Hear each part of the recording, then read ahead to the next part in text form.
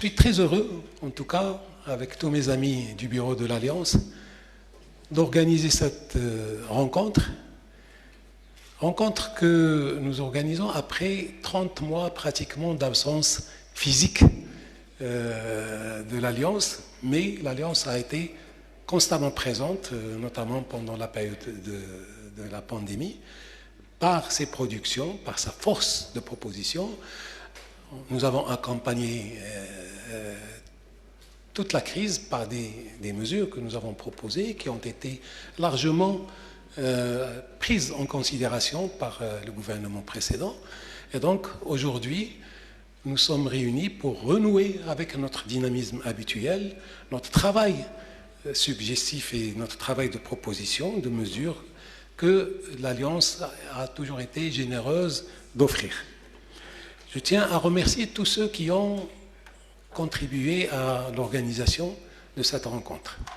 Je m'adresse particulièrement au comité scientifique qui a travaillé sur le contenu de cette rencontre. Je m'adresse aussi à tous les membres du bureau qui ont veillé à l'organisation logistique de cette rencontre. Je remercie particulièrement Adil et son équipe. Je remercie Hassan Sentissi également pour son appui. Je remercie tous les membres du comité exécutif du Parti de l'Istiqlal ici présents et les membres du comité central qui sont venus donc écouter, participer et donner leur point de vue sur des choses que nous allons discuter ce soir. Merci Fatiha pour l'appui habituel que tu as apporté à l'organisation de cette rencontre. Donc après tant d'absence, nous revoilà réunis pour discuter d'un sujet préoccupant, un sujet qui concerne les leviers de relance. Dans une phase où nous connaissons une espèce de stagflation, donc on ne le veut pas, il y a une inflation abyssale, il y a une croissance qui est presque à zéro, on nous annonce 0,8 pour 2022, mais ça, c'est notre pays, on n'est pas les seuls. Il y a une récession mondiale. Il y a donc un ensemble de dimensions de la crise. Il y a bien sûr la crise en Ukraine, il y a la sortie de la crise. En tout cas, j'espère que c'est une bonne sortie de la crise Covid-19. Il y a les changements climatiques et la sécheresse qui sévit et que nous subissons au niveau particulièrement de l'alimentation en eau. Il y a la dette, l'endettement des États, l'endettement des ménages, l'endettement des entreprises, conséquence toujours de cette crise. Mais il y a aussi d'importantes opportunités qui se profilent, qui sont aussi la résultante positive de toutes ces crises. Les capitaux européens commencent à bouger de l'Est vers l'Ouest. Des opportunités d'investissement s'offrent à nous pour les attirer. Hier, j'ai eu le plaisir d'assister à une présentation de notre ami, Monsieur le ministre Riyad Mezzour, les membres de l'Alliance, sur tous les projets qui ont été lancés pendant cette période de crise et qui vont commencer à donner leurs fruits, et d'autres qui sont à venir. Donc, quand on voit ça, quand on voit les orientations de Sa Majesté, dans son discours, dans le modèle de développement, également ses derniers discours, quand on voit le programme du gouvernement, et Monsieur le ministre va nous en parler aussi, donc il y a de quoi être optimiste. Mais l'idée aujourd'hui, c'est de dire que les leviers de croissance sont nombreux, qu'on n'a presque pas le choix, le loisir ou le plaisir de choisir, nous devons actionner tous les leviers de croissance qui se présentent à nous, qu'il s'agisse du renforcement de l'offre, qu'il s'agisse de l'action sur la demande, et quand je dis l'action sur la demande intérieure, comprenant les investissements, publiques et privées, mais aussi la demande intérieure, comprenant la demande des ménages, pour qu'on puisse utiliser et compter sur cette demande des ménages. Il faut qu'on préserve et qu'on améliore leur pouvoir d'achat. Des propositions seront données dans ce sens dans la deuxième partie de cette rencontre. La première partie de cette rencontre, nous allons la consacrer un petit peu à une analyse du contexte international, l'effet de la situation de ce contexte international sur le monde, sur le bassin méditerranéen dont nous faisons partie.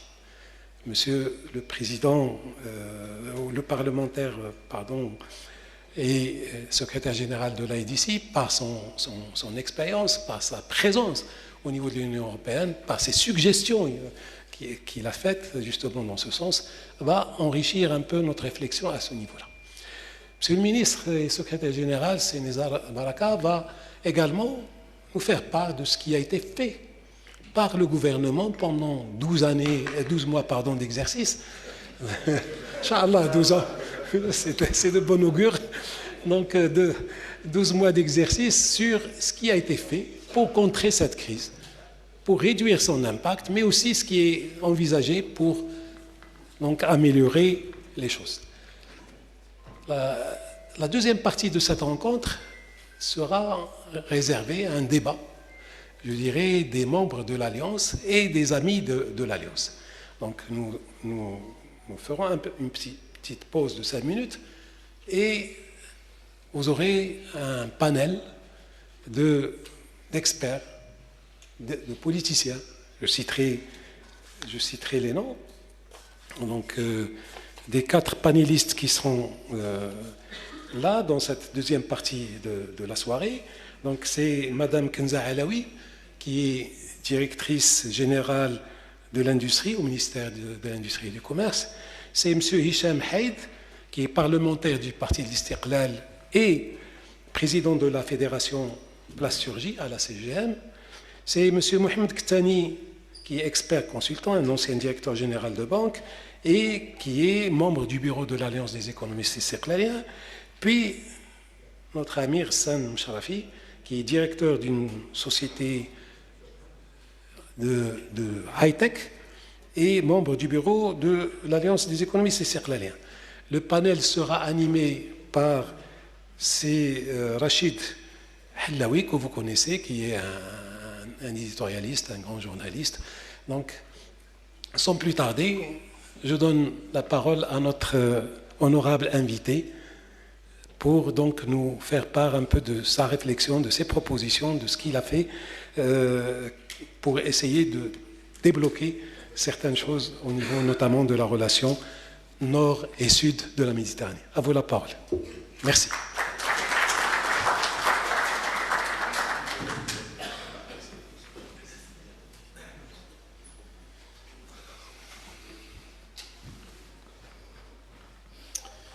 Voilà.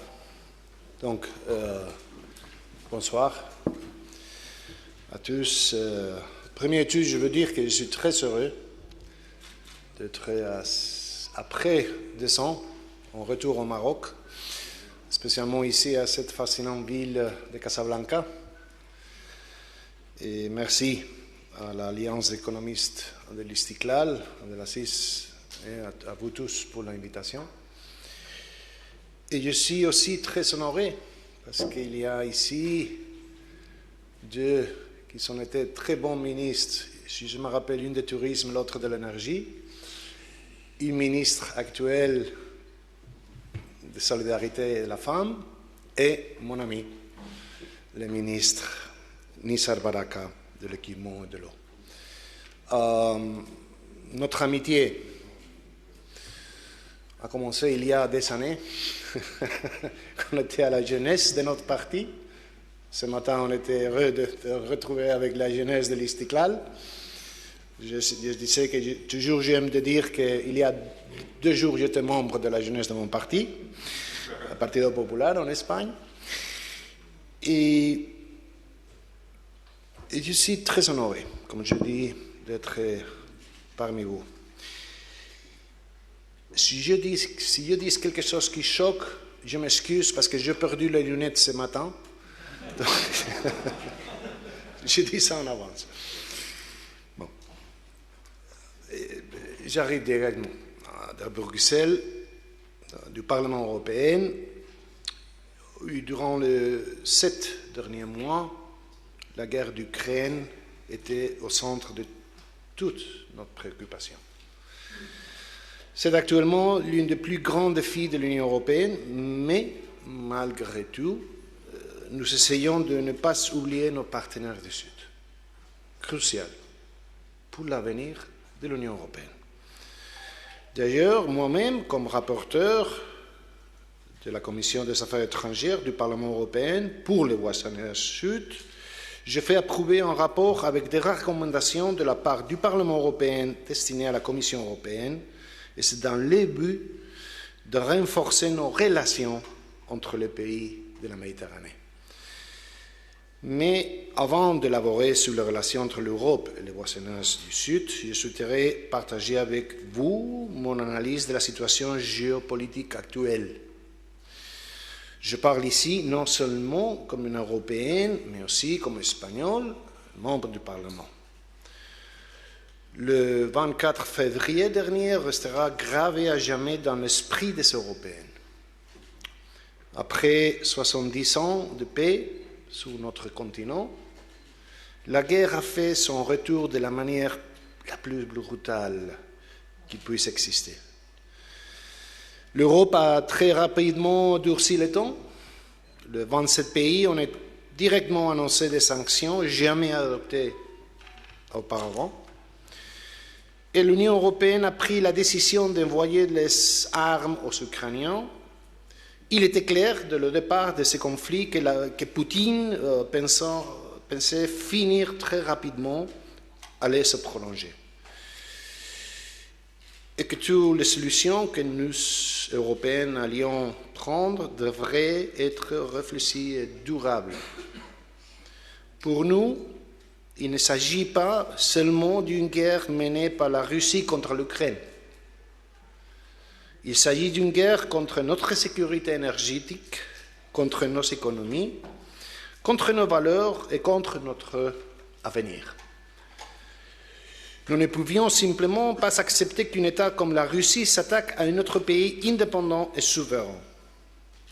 Il est clair que la Russie cherche à réécrire les règles de l'ordre international par la guerre, et nous ne pouvons simplement que l'accepter. L'Union européenne se renforce chaque fois qu'elle fait face à une crise. Et de chaque crise à laquelle nous sommes confrontés, nous réagissons plus rapidement. Il y a 15 ans, lors de la crise financière, il nous a fallu des mois pour trouver des solutions durables. Quelques 10 ans plus tard, lorsque la pandémie nous a frappés, il ne nous a fallu que de quelques semaines. Mais cette année, de l'instant où les troupes russes ont franchi la frontière ukrainienne, nous avons immédiatement et fermement répondu en représentant un front uni. L'Europe n'est pas le premier continent que la Russie a essayé de déstabiliser. Nous avons pu voir cela en Syrie, où la Russie soutient un régime criminel. Elle a d'ailleurs, par ces moyens, essayé de se crédibiliser comme un acteur politique, économique et stratégique dans toute la région. Non seulement la Russie est le principal pourvoyeur d'armes pour certains pays de la région d'Afrique du Nord et du Moyen-Orient, mais elle utilise également des pions bien spécifiques pour déstabiliser la région, tel que fut le cas en Libye et au Sahel, à travers des mercenaires qu'on connaît comme le groupe Wagner.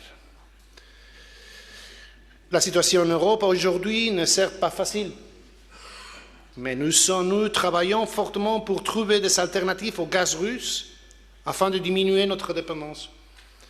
Comme partout, nos économies sont sous pression. L'inflation atteint de nouveaux records, le prix des produits alimentaires et de l'énergie explose. les mois à venir ne seront pas faciles pour personne, pour pays. Que ce soit pour les familles qui peinent à joindre les deux bouts ou pour les entreprises confrontées à des choix difficiles pour leur avenir. Mais je reste convaincu que la crise énergétique connaîtra une fin. En revanche, d'autres crises sont là pour durer. Je pense notamment au changement climatique qui risque de mettre à rude épreuve différents secteurs cruciaux à la survie de notre humanité. Pour exemple, je pense que le monde entier a fait l'expérience de sécheresse pendant les derniers mois. Nos agriculteurs ont été fortement impactés. Il est clair que ce genre de phénomène ne s'arrêtera pas, mais bien au contraire, s'accentuera avec le temps.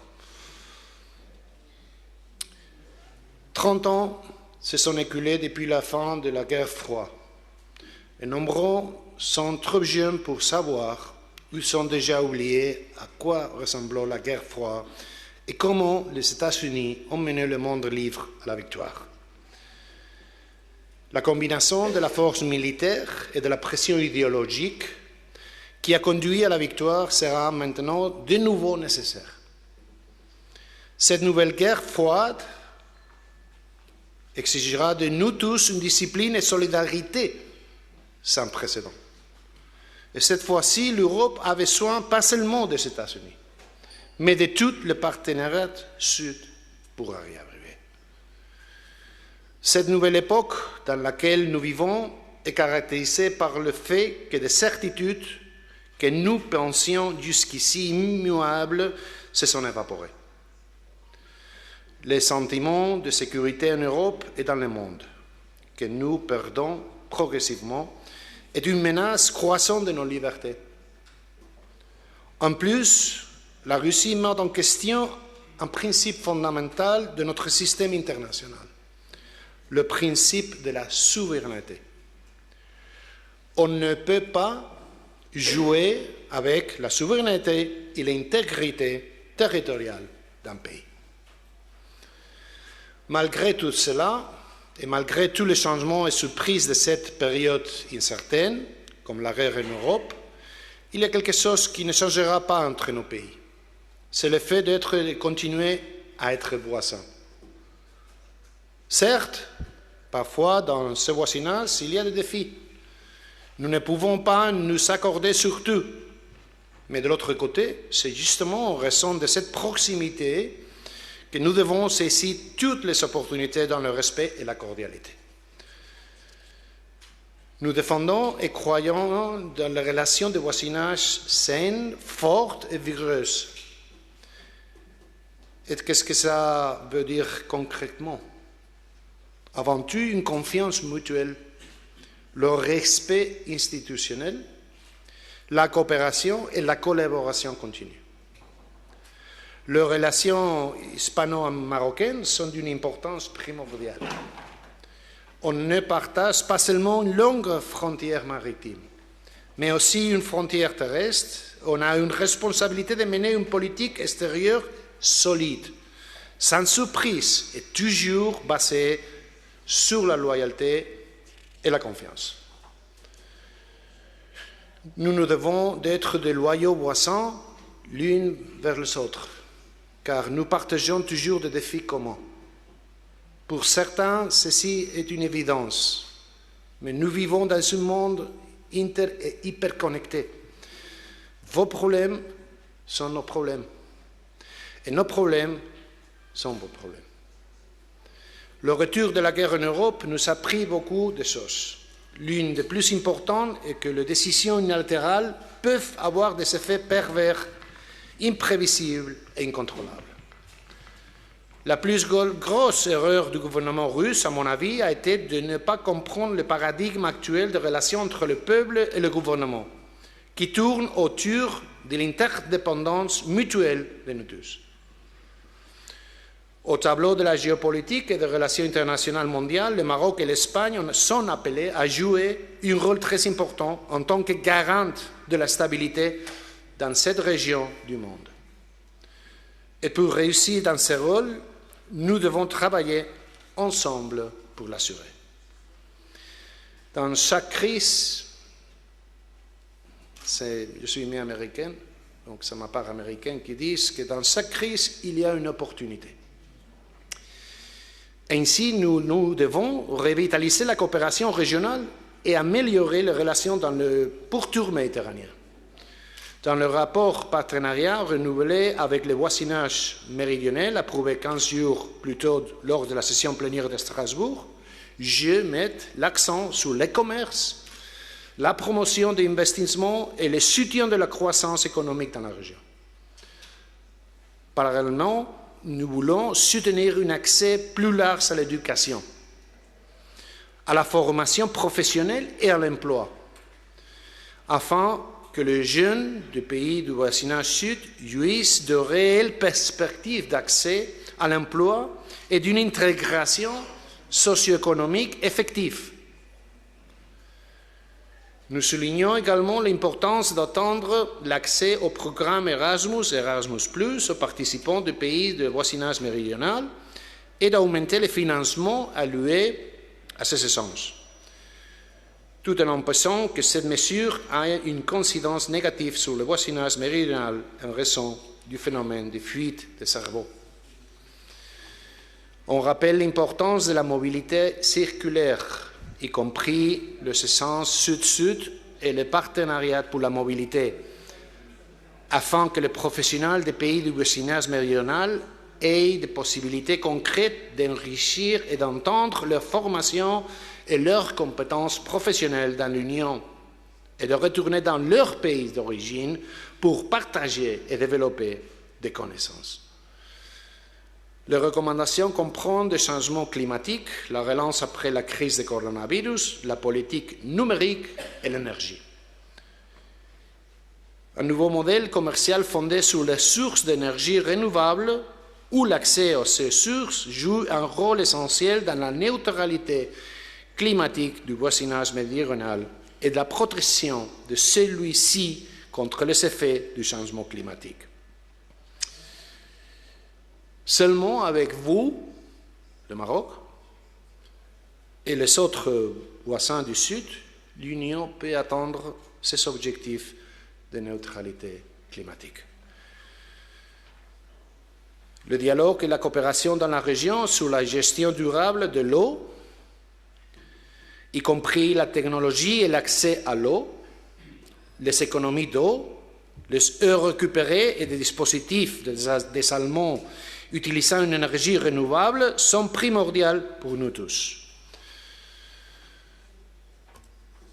Merci, Nissar, parce que j'ai écouté ce matin toutes les prévisions et tout ce que ton ministère fait maintenant sur ce sujet aussi crucial pour ce pays. Et ça, c'est très important pour nous. Je pars à Bruxelles lundi prochain avec des messages sur ce qui se passe ici. Je pense qu'un des plus grands succès de coopération entre les pays du pourtour méditerranéen, ce sont les accords entre le Maroc et l'Israël. Je ne parlerai pas d'accords de normalisation car vos deux pays ont toujours eu des liens historiques très forts. Nous avons pu voir à quel point ces accords ont été bénéfiques dans les différents domaines, que ce soit économique, sécuritaire, de l'éducation, innovation. Dans ce projet de partenariat renouvelé avec les voisinages méridionaux, l'Europe veut aussi soutenir l'augmentation dans la région des investissements dans les sources d'énergie renouvelables telles que l'éolien, le solaire et l'hydrogène vert, que c'est aussi avec les accords. Nous devons financer la transition vers une économie numérique et la neutralité carbone. Il nous faut un environnement propice aux entreprises, une main-d'œuvre ayant les compétences recherchées et un accès aux matières premières dont nos industries ont besoin. Notre compétitivité future en dépend de cette collaboration. Je suis tout à fait conscient que nous n'avançons pas tous à la même vitesse, mais nous avons tous le même objectif. Nous devons éliminer les obstacles qui freinent nos entreprises d'investir dans les deux côtés de la Méditerranée. Les entreprises doivent être au centre de cette transformation, car ce sont elles le moteur de l'industrie. Et elles ont toujours fait passer leurs salariés en premier, y compris en période de crise.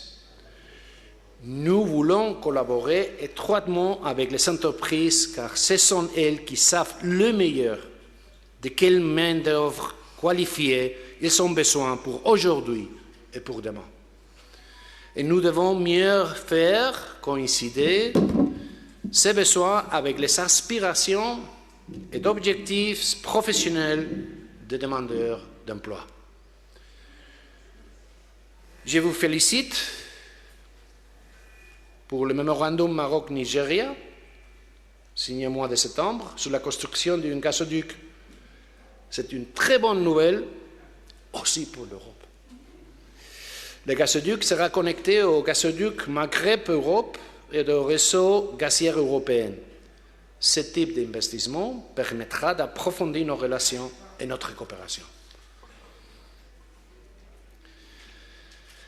Cette conférence et disons d'autres interactions diplomatiques démontrent le grand momentum de la diplomatie marocaine. Même dans le cadre de tensions régionales, le Maroc est conscient de son importance géopolitique. D'ailleurs, dernièrement, Sa Majesté le roi Mohamed VI a récemment annoncé sa participation au sommet de la Ligue arabe à Alger. Le jeu est important. Unifier les pays arabes autour d'une vision commune de paix, retrouvée, de prospérité et de travailler ensemble à surmonter les divisions et dissensions.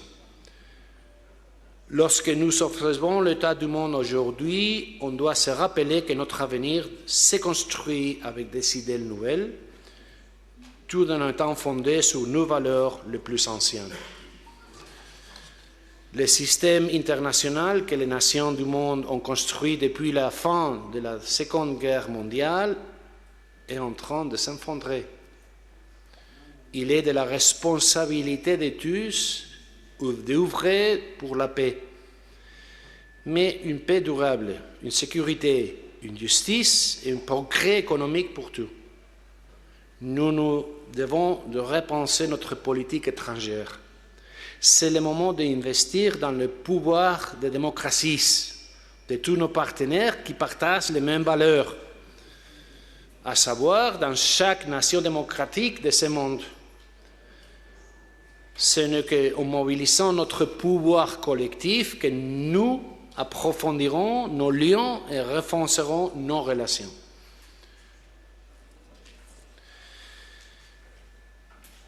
Pour finir, au cours de 10 dernières années, j'ai réussi à convaincre la présidence de mon parti à investir à travers du partenariat politique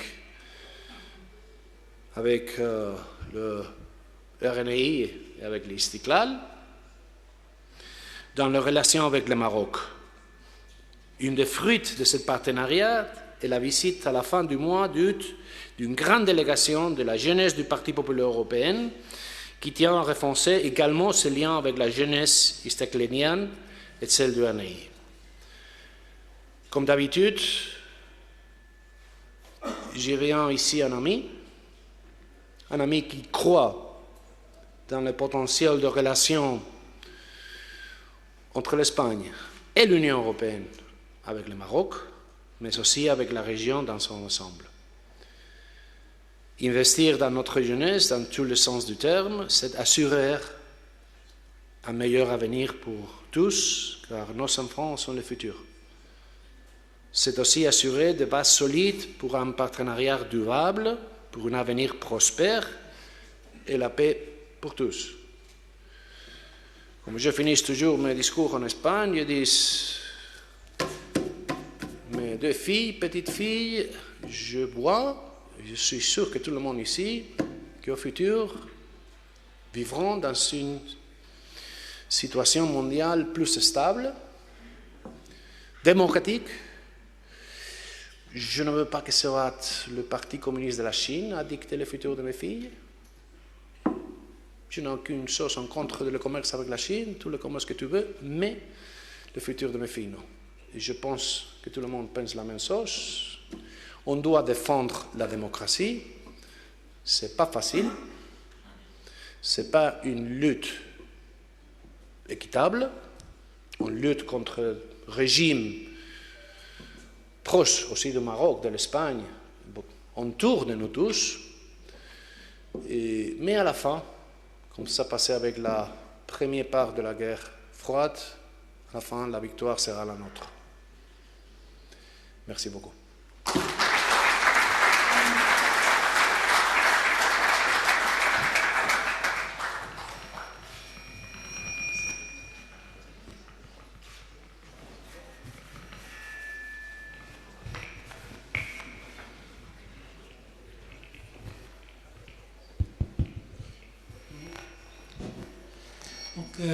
Sans transition, je donne la parole à Isa Baraka, Monsieur le ministre et secrétaire général du Parti d'Istiqlal. À vous la parole. Merci.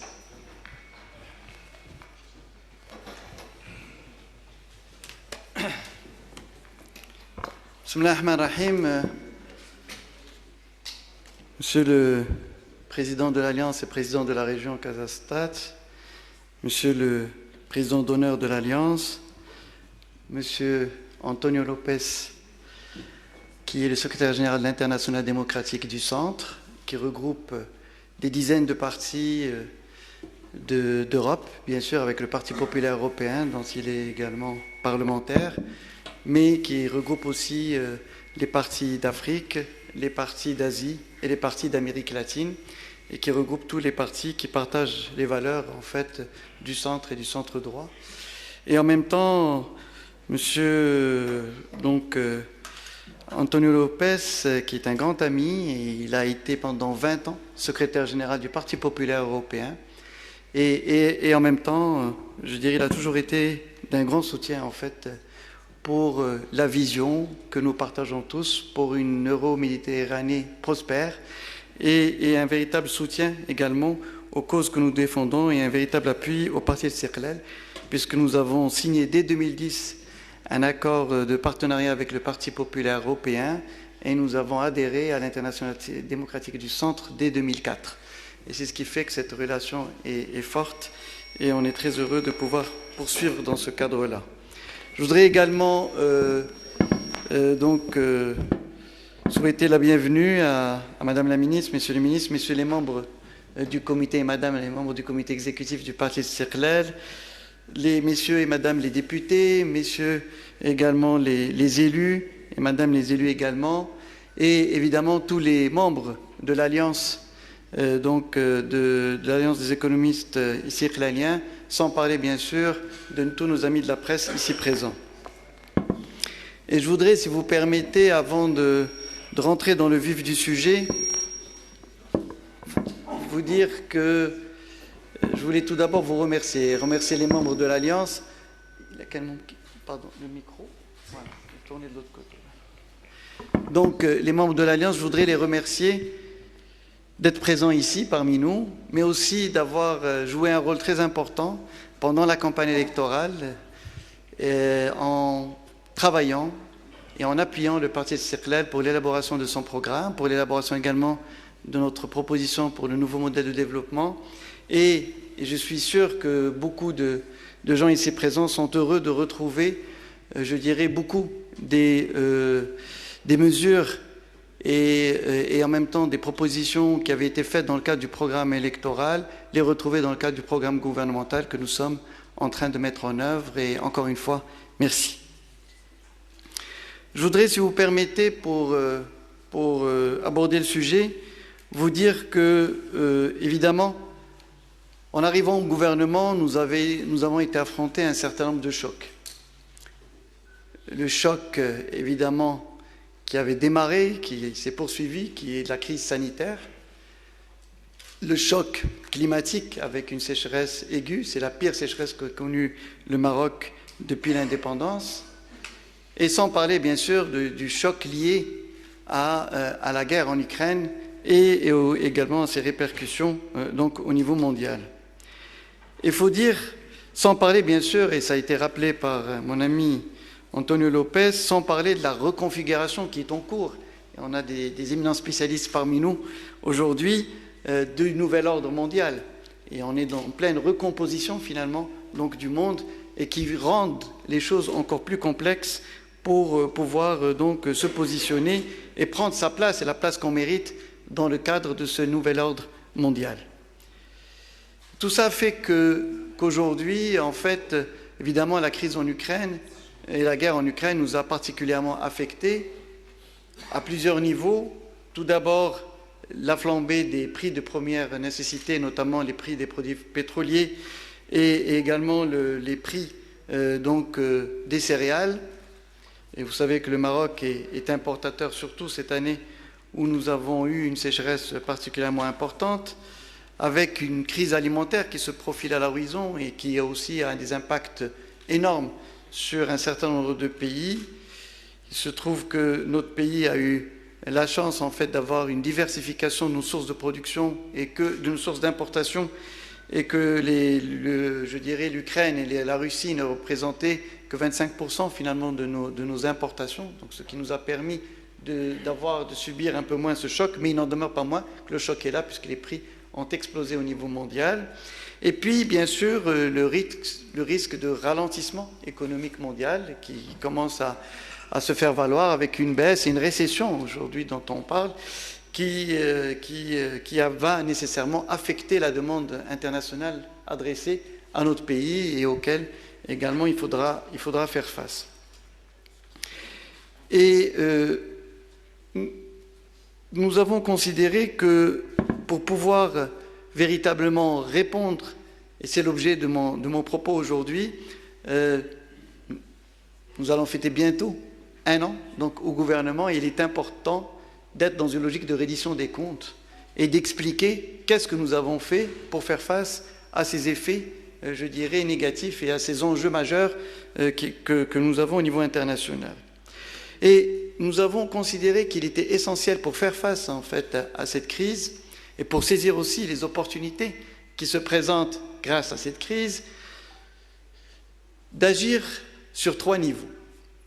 Le premier niveau, c'est celui de la stabilité et de la résilience, parce que nous considérons et nous avons considéré qu'il était essentiel de soutenir la demande et de répondre en fait aux différentes urgences liées à la crise hydrique, liées également à la crise alimentaire, pour pouvoir, je dirais, donc maintenir et stabiliser et renforcer en fait la stabilité du pays.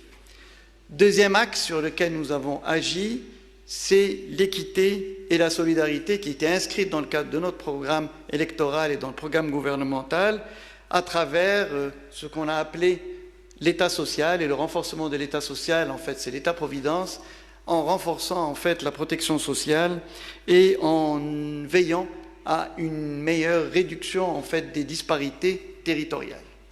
Et le troisième axe sur lequel nous avons agi, et là, si vous permettez, je voudrais qu'on explique et que j'expliquerai ensuite le concept, c'est en fait agir dans le sens de renforcer notre souveraineté nationale, et de l'élargir également dans une logique de souveraineté régionale. Et je vais expliquer un peu tous ces éléments. Alors, concernant donc le premier axe qui est stabilité et résilience, l'un des premiers points que nous avons eu à porter et à mener, ça a été le soutien aux prix des produits de première nécessité, des produits de première nécessité. Nous avons doublé la compensation, qui était de 16 milliards, on est passé à 32 milliards de dirhams, pour veiller à ce que les prix d'un certain nombre de produits essentiels qui étaient subventionnés dans le cadre de la compensation, qui sont le prix du gaz, pour que la bonbonne de gaz reste à 40 dirhams au lieu de passer à 140 dirhams, pour que également le prix du sucre ne double pas, que le prix de la farine n'augmente pas de manière sensible. On a mis 10 milliards de dirhams pour maintenir le prix donc de la farine et par conséquent le pain pour qu'il reste à 1,20 dirham au lieu de passer à 2 dirhams. Et nous avons également donc introduit ce qu'appellent certains le bouclier, je dirais, énergétique, électrique dans notre cas, et qui a été le fait de maintenir les prix de l'électricité stables au moment où ils ont augmenté de 70%, de plus de 100% dans un certain nombre de pays, puisque le prix du charbon avait largement quadruplé, voire quintuplé pendant une période, et qui est l'essentiel en fait de source de production d'électricité, Monsieur le ministre de l'Énergie le sait, donc au niveau de notre pays. Donc là, nous avons considéré qu'il était essentiel d'agir pour pouvoir faire en sorte à ce que, je dirais, ces produits ne connaissent pas une augmentation majeure et par conséquent qu'on n'affecte pas encore plus, je dirais, le pouvoir d'achat des citoyens. Nous avons également considéré qu'il était essentiel d'agir pour essayer de casser, je dirais, la transmission des effets inflationnistes. Comme vous le savez, nous avons une inflation importée à travers les produits des hydrocarbures, et cette inflation importée aurait pu avoir un impact beaucoup plus important. On a une inflation qui est autour de 6,5%, elle aurait pu être de 10-12% si on n'avait pas agi de la sorte. Qu'est-ce que nous avons fait?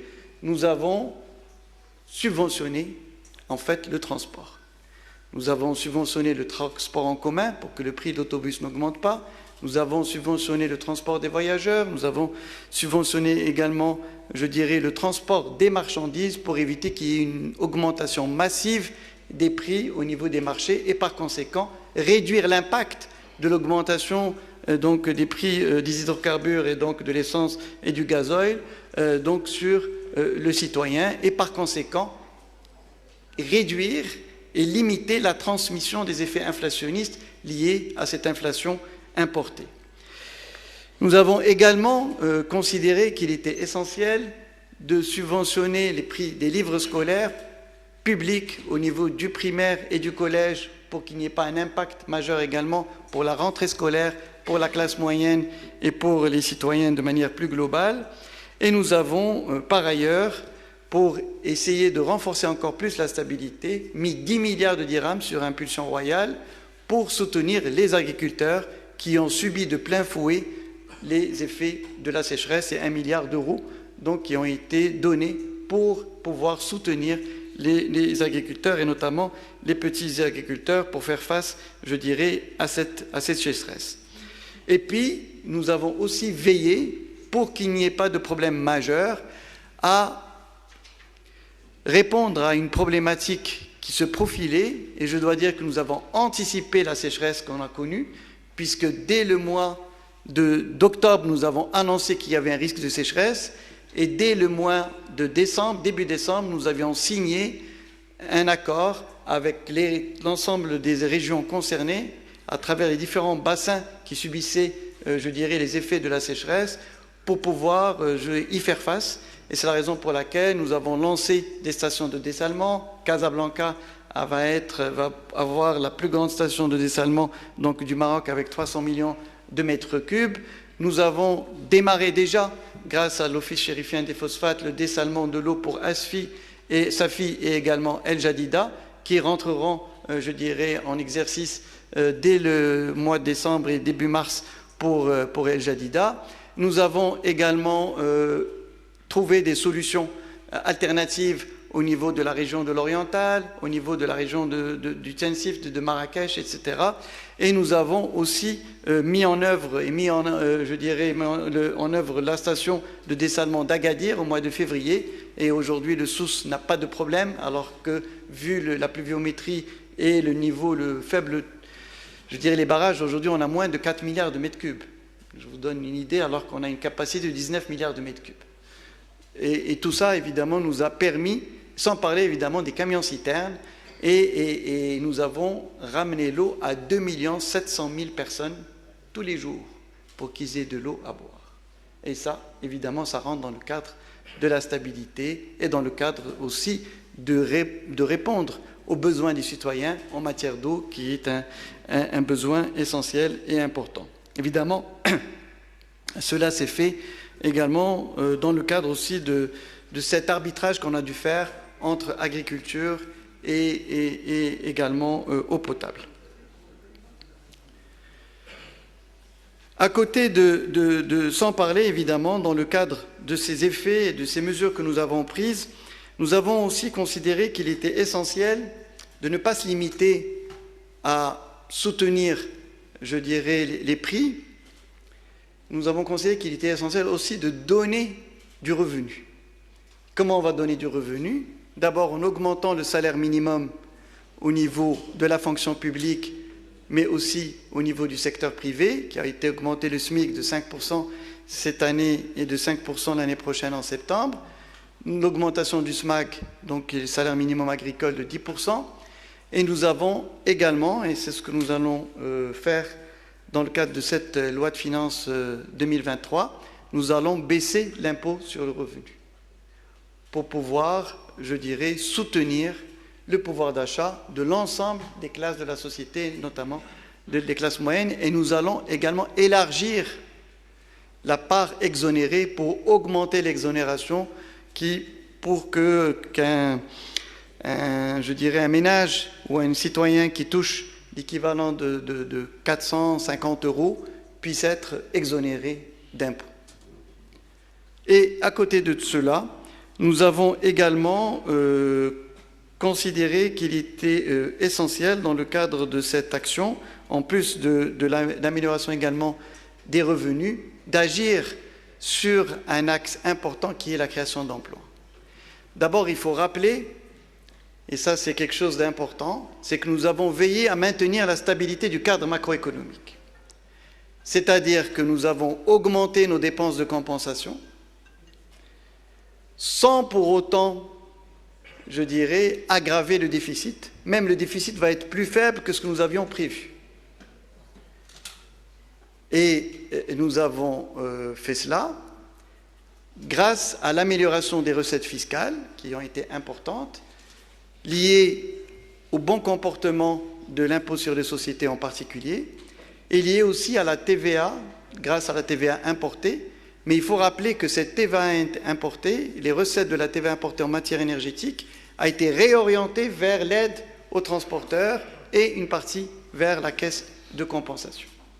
Et ce qui fait qu'aujourd'hui, nous allons bénéficier d'une réduction du compte de déficit public. Nous allons bénéficier aussi d'une réduction du compte courant grâce à l'OCP, ses exportations, et à l'automobile qui continue également son développement, et également les autres secteurs des produits agricoles également, voilà, et industriels, et des services, et le tourisme qui a repris, qui a aidé aussi à maintenir nos réserves de change à 6 mois d'importation de biens et services dans un contexte aussi compliqué que nous sommes en train de vivre. Mais au-delà de ces éléments, je voudrais ajouter un point. C'est qu'il est important d'agir pour améliorer le revenu de ceux qui ont un emploi. Mais il est aussi important de préserver l'emploi. Et donc nous avons soutenu la petite et moyenne entreprise pour qu'elle maintienne en fait ses emplois grâce aux appuis et au prolongement des crédits relance, etc. Et nous avons pris des mesures, notamment pour les secteurs du bâtiment, travaux publics, pour pouvoir permettre à ces entreprises d'ajuster les prix. Et je tiens à vous dire, pour ceux qui sont dans le secteur, c'est que nous révisons les prix tous les 15 jours. On n'a jamais atteint ce rythme, c'était tous les 2 mois, tous les 15 jours, pour pouvoir avoir un ajustement également des marchés publics. Et nous avons décidé de leur donner la possibilité de prolonger de 6 mois, je dirais, la réalisation des marchés sans qu'ils ne paient aucune pénalité. Et nous avons aussi, on leur a permis de récupérer leur caution provisoire pour qu'ils puissent aussi bénéficier du financement. Donc, au-delà de ce qui a été fait également pour la petite et moyenne entreprise, je vous parlerai aussi de ce que nous sommes en train de faire avec le décret sur les marchés publics qui sortira le mois prochain. Nous avons, à côté de cela, et ça c'est un élément important, mis l'accent sur l'emploi. En maintenant l'investissement. On a augmenté nos dépenses de compensation et pour autant l'investissement est resté au même niveau. Pire, nous avons veillé à accélérer le rythme d'exécution des dépenses d'investissement de l'État, qui a augmenté de manière, une augmentation à 2 chiffres, ce qui montre véritablement qu'il y a une volonté majeure de la part de l'État de soutenir l'emploi à travers ces investissements publics et en même temps de répondre aux attentes des populations au niveau des infrastructures et au niveau des autres types d'investissements tels que les zones industrielles, etc., etc. Et à côté de ça, nous avons lancé le programme AORACH. Le programme AORACH, il faut être clair, c'est 125 000 personnes qui vont en bénéficier cette année et 125 000 personnes l'année prochaine. C'est sur 4 mois. L'idée, c'est surtout d'aider, de donner une bouffée d'oxygène à nos jeunes qui se retrouvaient sans emploi.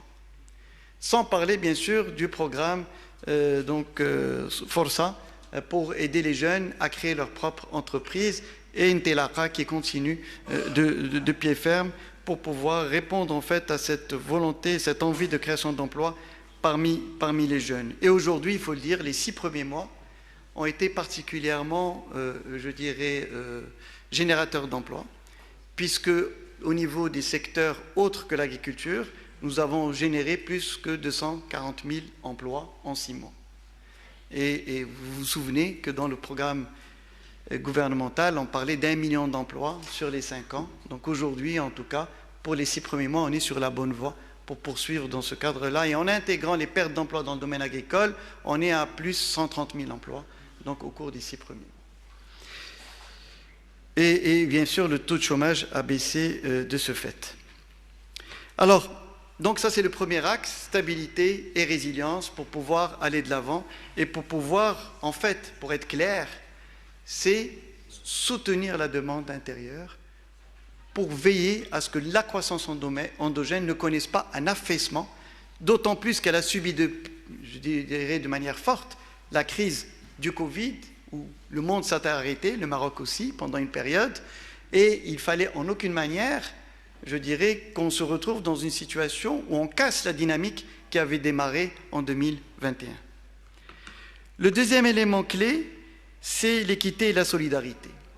Et en matière d'équité et de solidarité, moi je voudrais revenir à un sujet qui a été porté par le souverain et que nous sommes en train de mettre en œuvre, c'est la protection sociale. Et je voudrais expliquer en quoi cette réforme est révolutionnaire pour le pays. Aujourd'hui, nous sommes en train de généraliser l'assurance maladie obligatoire pour tous les citoyens. Et mieux que ça, nous nous inscrivons dans une véritable logique d'égalité. Pourquoi égalité? Parce que tous auront la caisse, en fait, seront affiliés à la Caisse nationale de sécurité sociale et par conséquent, ils auront accès au même panier de soins. Vous savez qu'une grande partie de la population n'avait pas d'assurance maladie. Aujourd'hui, ils vont l'avoir et en plus, ils vont avoir le même panier de soins et même plus que ça, ils vont pouvoir aller au public ou dans le secteur privé pour se faire soigner.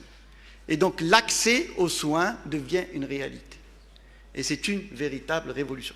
Ça prendra du temps en termes d'exécution, mais aujourd'hui, le fait est là. Nous aurons, dès cette année, 18 millions de personnes qui vont accéder à la sécurité sociale et on va arriver à 22 millions l'année prochaine. Donc, ce qui va constituer un changement important. Et vous le savez, c'est aussi un revenu indirect qui est donné aux citoyens parce qu'il y aura une prise en charge de 100%, 80%, 60% des frais de santé, alors que certains payaient 100% de leur poche et certains s'endettaient pour se faire soigner. Et ça, en soi, c'est un changement majeur. Mais à côté de ça, moi, je voudrais parler aussi d'un autre point et qui rentre dans le cadre de la généralisation de la protection sociale, c'est la généralisation des allocations familiales qui va se faire l'année prochaine, 2023, fin 2023. Et là, je voudrais qu'on prenne le temps de comprendre de quoi on parle. Aujourd'hui, on avait un tiers de la population qui avait droit à les allocations familiales pour pouvoir protéger leurs enfants, les soutenir. On a Madame la ministre qui est parmi nous aujourd'hui et qui est quelque chose d'important. Uniquement les salariés du secteur public et les fonctionnaires donc de l'administration et du secteur privé, les salariés du secteur privé et les fonctionnaires du secteur public ou salariés. Aujourd'hui, toute la population va avoir accès à cela.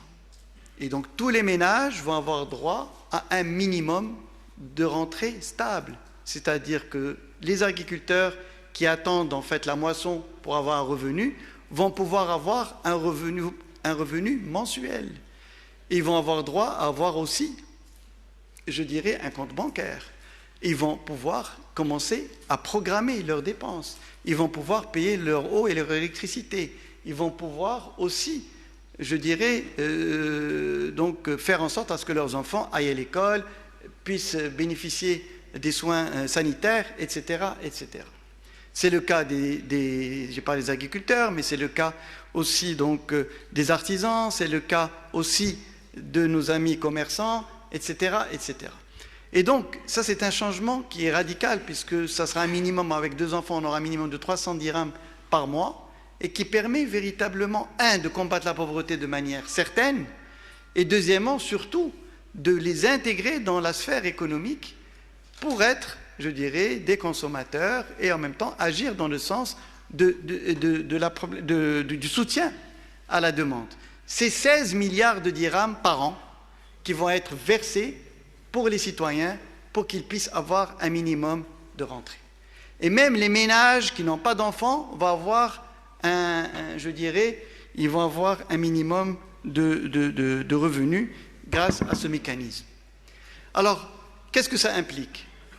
Ça implique aujourd'hui, et ça c'est un point parce qu'on souffrait toujours de cela, et ce qu'on est en train de souffrir cette année le montre pleinement, c'est que quand on a une mauvaise année agricole, nous avons une perte importante de revenus du monde agricole et par conséquent une perte importante de la demande et qui impacte largement notre croissance économique. On a réduit la vulnérabilité parce qu'il y a eu une diversification au niveau de l'agriculture où on ne dépend plus que de la céréaliculture et c'est ça qui nous a permis de réduire sensiblement la part de la céréaliculture dans la valeur ajoutée agricole qui est aujourd'hui que 20% alors qu'elle représentait plus de 60% par le passé. Mais en plus, aujourd'hui, avec cette aide directe, il y aura un registre social unique dans ce sens, conformément aux orientations royales, on va permettre de maintenir un minimum de consommation au niveau du monde rural. Parce que le monde rural, 80% dépend des revenus agricoles. Aujourd'hui, ça sera un revenu qui sera stable, assuré. Et par conséquent, cela permettra de réduire largement l'impact des années de sécheresse sur notre économie et donc sur la croissance et par conséquent sur l'emploi au niveau du pays. Sans parler bien sûr du fait que ça aidera aussi à répondre à notre attente toujours au niveau de notre parti qui défend l'égalitarisme social et économique et ce qu'on appelle l'économie sociale de marché, n'est-ce pas mon ami Antonio Lopez, c'est qu'on va aussi répondre à donner un minimum finalement de dignité pour ces citoyens qui ont besoin de ce soutien pour pouvoir, je dirais, assurer un minimum leurs besoins. À côté de ces éléments donc liés à l'équité, à la solidarité à travers la protection sociale, je tiens à dire en parlant de solidarité entre guillemets, entre parenthèses, c'est que nous avons remis en place la contribution de solidarité pour les grandes entreprises et la fameuse taxe sur les superprofits dont tout le monde parle aujourd'hui au niveau de l'Union européenne, nous on l'a faite en octobre dernier. Et aujourd'hui, en fait, cette taxe, c'est elle qui nous permet de financer la protection sociale, en tout cas en partie. Et cette généralisation. Et que nous allons poursuivre sur cette voie pour pouvoir donc d'abord la maintenir tout au long de cette législature, mais en plus de cela, nous allons aussi veiller à ce qu'il y ait, je dirais, une imposition qui soit encore plus dans le sens de la progressivité pour pouvoir répondre également à cette attente et assurer cette solidarité qui est nécessaire donc au niveau des différents, sans parler bien sûr de l'élargissement de l'assiette qui rentre aussi dans ce cadre-là. Mais à côté de ces éléments, moi je voudrais parler aussi d'un autre grand axe que nous avons, c'est celui de la réduction des disparités territoriales. Et je dois dire aujourd'hui, pour être clair, que la charte d'investissement qui est en cours de discussion aujourd'hui au Parlement s'inscrit parfaitement dans cette logique. Pourquoi elle s'inscrit dans cette logique? Parce qu'elle a intégré, en plus du soutien, je dirais, au secteur d'activité, le soutien de l'investissement dans les territoires, et notamment dans les territoires les plus reculés. Et mon ami Riyad, ici présent, s'il met une zone industrielle aujourd'hui dans une zone reculée, comme par exemple Figuig, ben, il aurait un mal fou à amener des gens investir là-bas. Par contre, s'ils ont des avantages beaucoup plus importants, ben, il y a des chances que certains investissements puissent s'installer là-bas.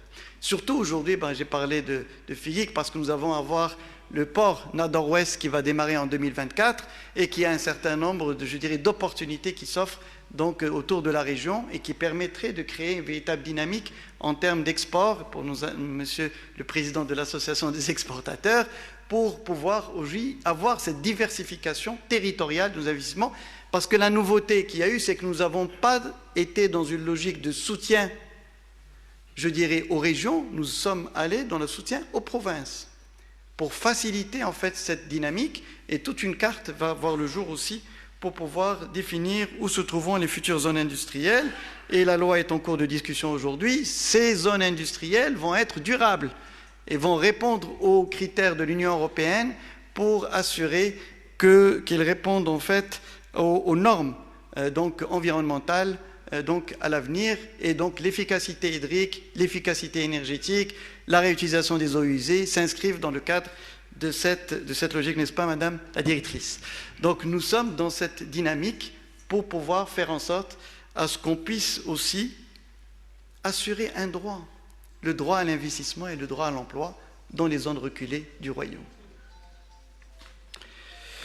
À côté de ces éléments dont j'ai parlé, donc équité et solidarité, moi je voudrais revenir sur un troisième point, et le souverain en a parlé de manière assez forte, c'est le besoin d'avoir les stocks stratégiques. Il en a parlé en octobre, et on a vu, juste après avec la guerre en Ukraine, le besoin finalement de renforcer cela.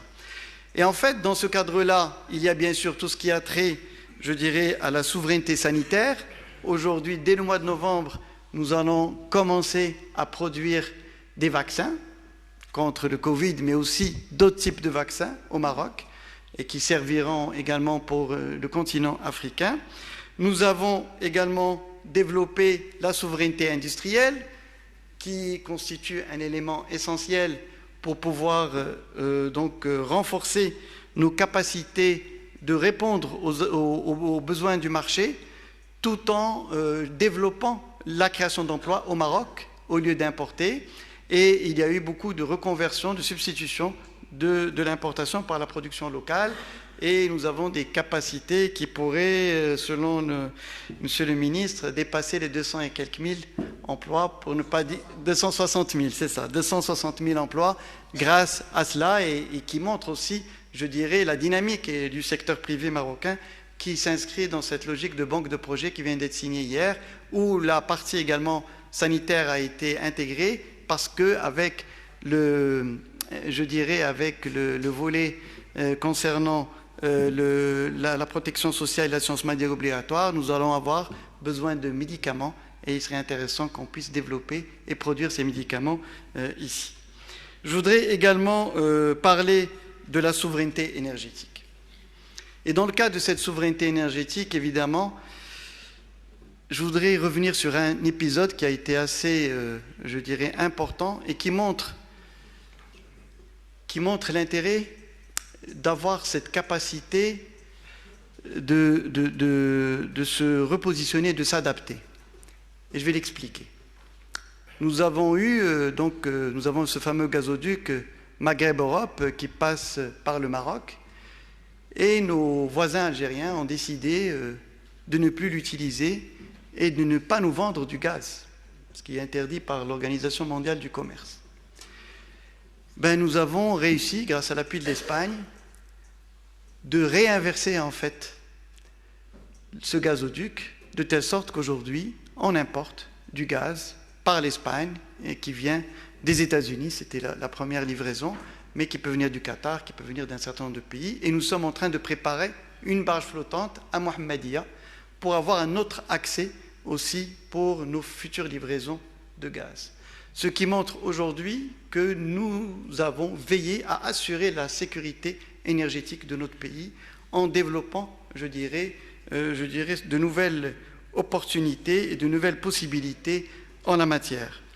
Je voudrais également citer un deuxième point qui est essentiel, évidemment, c'est la souveraineté alimentaire.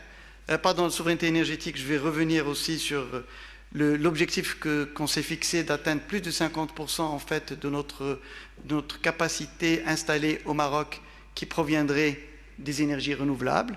Et donc nous agissons fortement dans ce sens, sans parler évidemment des projets d'hydrogène vert. Et puis il y a lieu également de parler de la souveraineté alimentaire avec un effort qui a été fait et nous sommes en train de revoir la stratégie, je dirais, Green Generation, génération green, et qui, en fait, pour intégrer en fait les contraintes en eau, et vous avez vu la dernière disposition qui a été prise par le gouvernement de ne plus subventionner la culture de l'avocat ou d'autres, je dirais, productions consommatrices d'eau de manière excessive. Et aussi, évidemment, nous nous inscrivons dans une logique qui est essentielle dans le cadre de ces trois éléments, qui est aussi la souveraineté régionale. Et là, je vais l'expliquer. Aujourd'hui, le Maroc et le souverain considèrent qu'il est très important qu'on puisse jouer un rôle essentiel pour l'émergence de l'Afrique et pour répondre aussi aux problématiques majeures que connaît l'Europe. Et dans ce cadre-là, nous nous inscrivons dans une logique d'être part de la solution pour la sécurité énergétique européenne à travers le gazoduc dont a parlé mon ami Antonio Lopez, donc le gazoduc Nigeria-Maroc qui va arriver jusqu'en Europe à travers le gazoduc Maghreb-Europe. Nous avons également l'hydrogène vert, où le Maroc se situe parmi les 6 pays les mieux positionnés pour avoir le prix le plus bas en matière d'hydrogène vert grâce à nos capacités que nous avons au niveau de l'énergie éolienne et l'énergie solaire, mais également grâce aux ports que nous avons qui donnent la possibilité d'exporter et au gazoduc que nous avons également avec l'Europe. Et puis, dans ce cadre-là, tout ce qui a trait aussi à ce qui a trait aussi aux énergies renouvelables. Mais je voudrais rappeler, ça c'est pour l'Europe, mais aussi pour l'Afrique, parce que le gazoduc Nigeria-Afrique, contrairement à l'autre type de gazoduc qui est en cours de discussion, c'est un gazoduc qui a un effet développant, puisqu'il touche 13 pays de la CEDEAO et qui touche 400 millions de personnes. 400 millions de personnes qui, grâce à ça, vont avoir l'électricité, 400 millions de personnes où on pourra développer des industries au niveau de ces pays et le Maroc peut jouer un rôle important pour les intégrer dans les chaînes de valeur mondiale, 400 millions de personnes qui vont pouvoir vivre mieux grâce à ce gazoduc. Et à côté de cela, nous agissons également dans le domaine de la sécurité alimentaire. Il faut savoir que le Maroc a augmenté sa production d'engrais pour pouvoir répondre à 1 200 000 de tonnes, 1 200 000 tonnes supplémentaires, mais on va aller au-delà pour répondre aux besoins mondiaux, puisque les prix ont explosé au niveau mondial depuis qu'il y a eu le boycott de la Russie au niveau des engrais. Mais nous avons donné 500 000 tonnes, soit sous forme de dons, soit sous forme je dirais, d'engrais au prix de base du coût de production pour les pays africains, pour les aider à supporter cette hausse massive et leur permettre aussi de maintenir leur agriculture et de maintenir leur population sur place grâce à cette aide et à ce soutien. Sans parler que nous avons investi en Éthiopie et également au Nigeria 6 milliards de dollars dans le cadre de l'OCP pour pouvoir produire en fait avec l'ammoniac, produire en fait ces engrais pour l'Afrique, pour pouvoir assurer cette sécurité alimentaire en Afrique, sans parler de ce qui se fait pour organiser les petits agriculteurs africains dans le cadre de l'initiative AAA qui continue, qui avait été lancée dans le cadre de la COP22 et qui vise véritablement à améliorer les revenus des petits agriculteurs du continent et en même temps, c'est un élément essentiel, maintenir cette population pour éviter une émigration massive vers le Maroc, mais aussi vers l'Europe. Et dans ce cadre-là, on voit bien que le Maroc joue un rôle important et stratégique en tant que d'abord modèle ayant réussi dans la zone de la rive sud de la Méditerranée à asseoir une véritable démocratie, parce que c'est un processus démocratique qui a démarré dès l'indépendance, qui a connu des étapes malheureuses, heureuses, mais aujourd'hui, nous avons fait le pas important pour asseoir en fait cette démocratie. Nous avons eu la deuxième alternance depuis la nouvelle Constitution.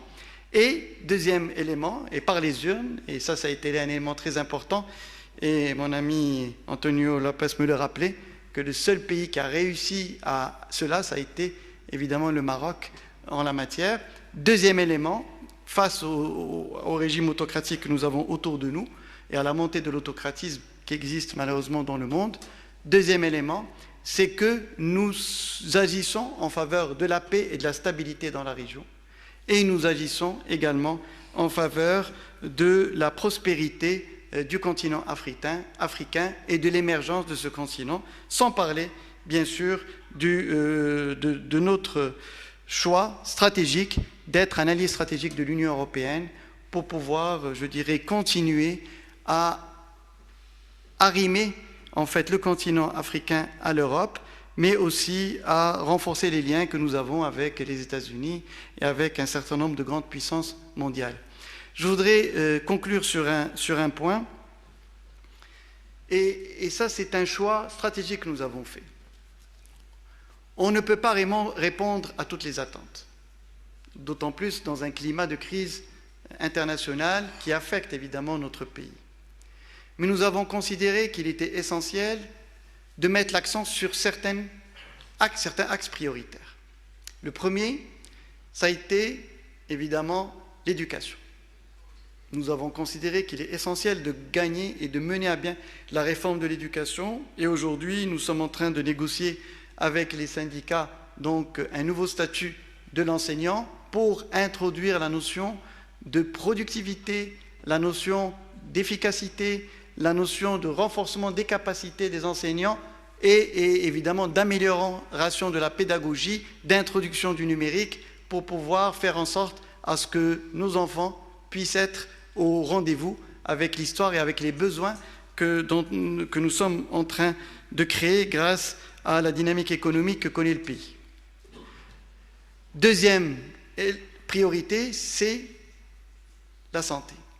Et aujourd'hui, la santé, en fait, on vient avec une nouvelle logique et une réforme majeure. Nous avons augmenté de 30% les salaires dans le secteur de la santé pour d'abord améliorer l'attractivité dans le secteur public et aussi, il faut le dire, malheureusement, nous avons 600 médecins par an qui vont en Europe et donc il y a besoin de les maintenir dans notre pays en leur offrant des capacités et des possibilités d'agir dans leur pays et d'améliorer aussi leurs revenus et se projeter dans l'avenir.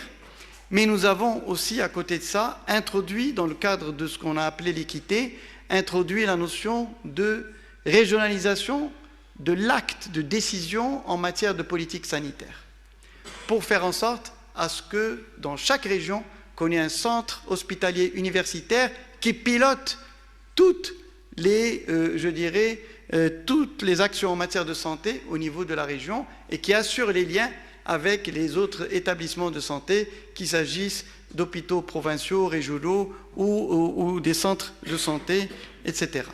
Et puis, à côté de ça, évidemment, nous avons donc mis en place une agence des médicaments pour assurer aussi une meilleure gestion des médicaments et faire en sorte à ce qu'on puisse être au rendez-vous avec cette réforme majeure.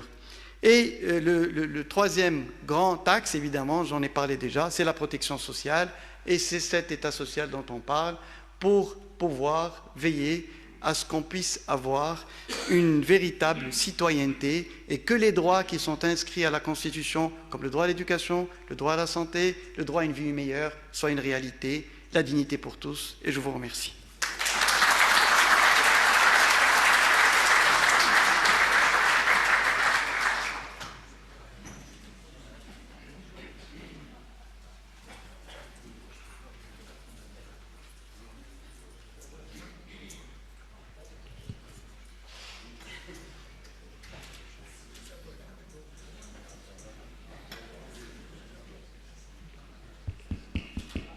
C'est bon, non?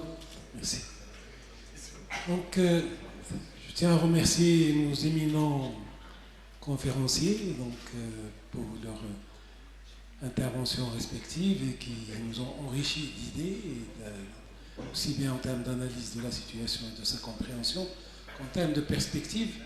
Donc, comme je l'ai annoncé au départ, nous allons laisser notre cher invité, honorable invité, aller se reposer un peu.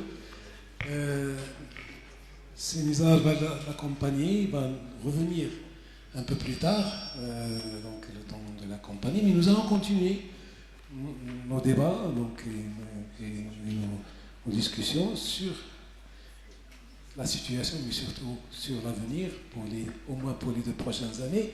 Donc, je vais céder la parole à Serrachid Laoui pour animer les débats et inviter les 4 panélistes qui vont donc nous présenter leurs idées par rapport à tout ce qu'on a voulu débattre ce soir.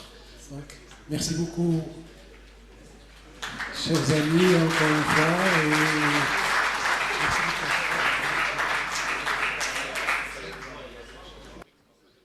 Diminuer la facture du transport, et je parle bien sûr du transport conventionné, c'est de légiférer pour faire passer les semi-remorques d'une remorque à 2 remorques, ce qui va permettre avec la même flotte de pouvoir transporter à peu près 70% en plus pour le même. Ça ne demandera rien aux logisticiens en plus parce que leurs tracteurs aujourd'hui ce sont des tracteurs qui sont à 470 chevaux alors que dans le passé c'était 230 ou 240 chevaux.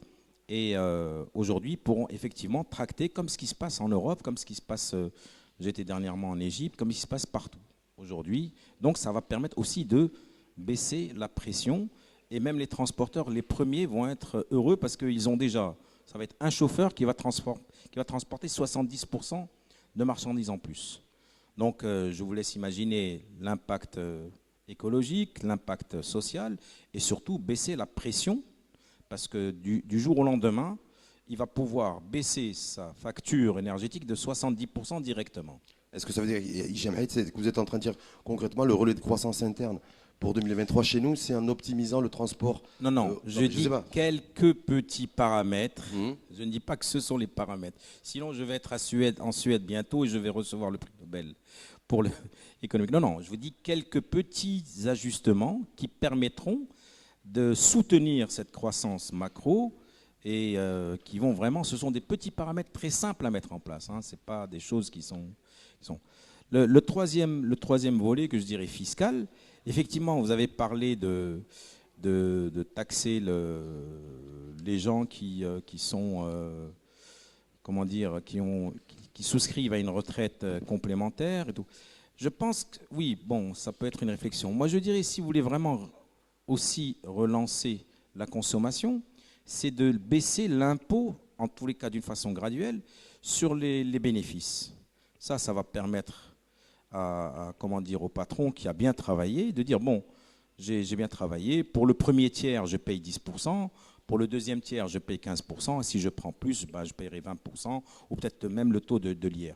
Donc là aussi, il faut aussi, si vous voulez que l'investissement reprenne, il faut quand même encourager l'investisseur en tant que personne déjà. Donc, qu'il sache que s'il fait une bonne année, il peut prendre une partie des dividendes à minima, en être taxé d'une façon minimale, puisqu'il a déjà payé son IS, et que s'il fait des bénéfices, c'est qu'il a contribué déjà à la recette fiscale, et que effectivement... Donc moi, ce sont à peu près les petits ajustements que je pense là comme ça de... Mais de toute façon, je reviens avec vous sur un ou 2 aspects. Peut-être avec Rassan ou Kenza. Mais juste, Kenza Alaoui, sur est-ce qu'il faudra compter encore plus sur l'industrie en 2023 pour faire face à cette baisse de la demande externe qui pourrait se produire, en tout cas vis-à-vis du Maroc, puisqu'il y a une menace de récession au niveau des économies développées, qui pourrait aussi impacter les économies intermédiaires comme les nôtres. Et est-ce que l'industrie, avec, je crois, présentation de banque de projets, tout ce qui a pu être fait, est-ce que là, ça peut être le vrai moteur de croissance en 2023, ne serait-ce que pour essayer de compenser ce qu'on pourrait perdre ailleurs? Je confirme, l'industrie est le moteur de croissance, j'en suis convaincue. Il y a plusieurs leviers. Premièrement, les écosystèmes industriels existants aujourd'hui. Ce sont des écosystèmes structurés qui permettent vraiment de tirer cette croissance.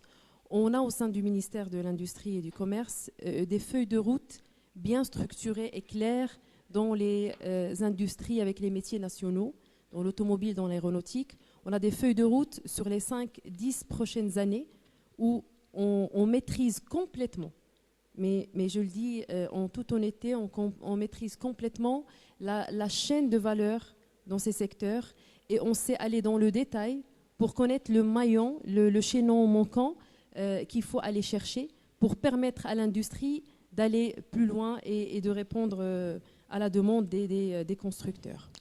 Est-ce que ça veut dire sur ce point-là, Kenza Alaoui, que vous anticipez aussi, je parlais de système d'anticipation, le basculement au niveau du modèle énergétique qui se profile aussi? Est-ce que ça, c'est déjà intégré? Exactement. Oui, mais ça se traduit comment vous dites? Ça va être exactement. l'hydrogène vert qui va être introduit ou ça va être le gaz combiné au charbon, je sais pas? Il y a plusieurs choses. On ne peut pas répondre à la question avec une phrase parce qu'il y a une complexité telle qu'il y a plusieurs choses. Il y a déjà une première réponse à l'industrie qui doit être compétitive décarbonée à travers l'introduction des énergies renouvelables. Il y a l'utilisation du gaz qui va nous permettre d'attirer des industries énergivores. Il y a, il y a dans l'automobile le basculement vers le véhicule électrique.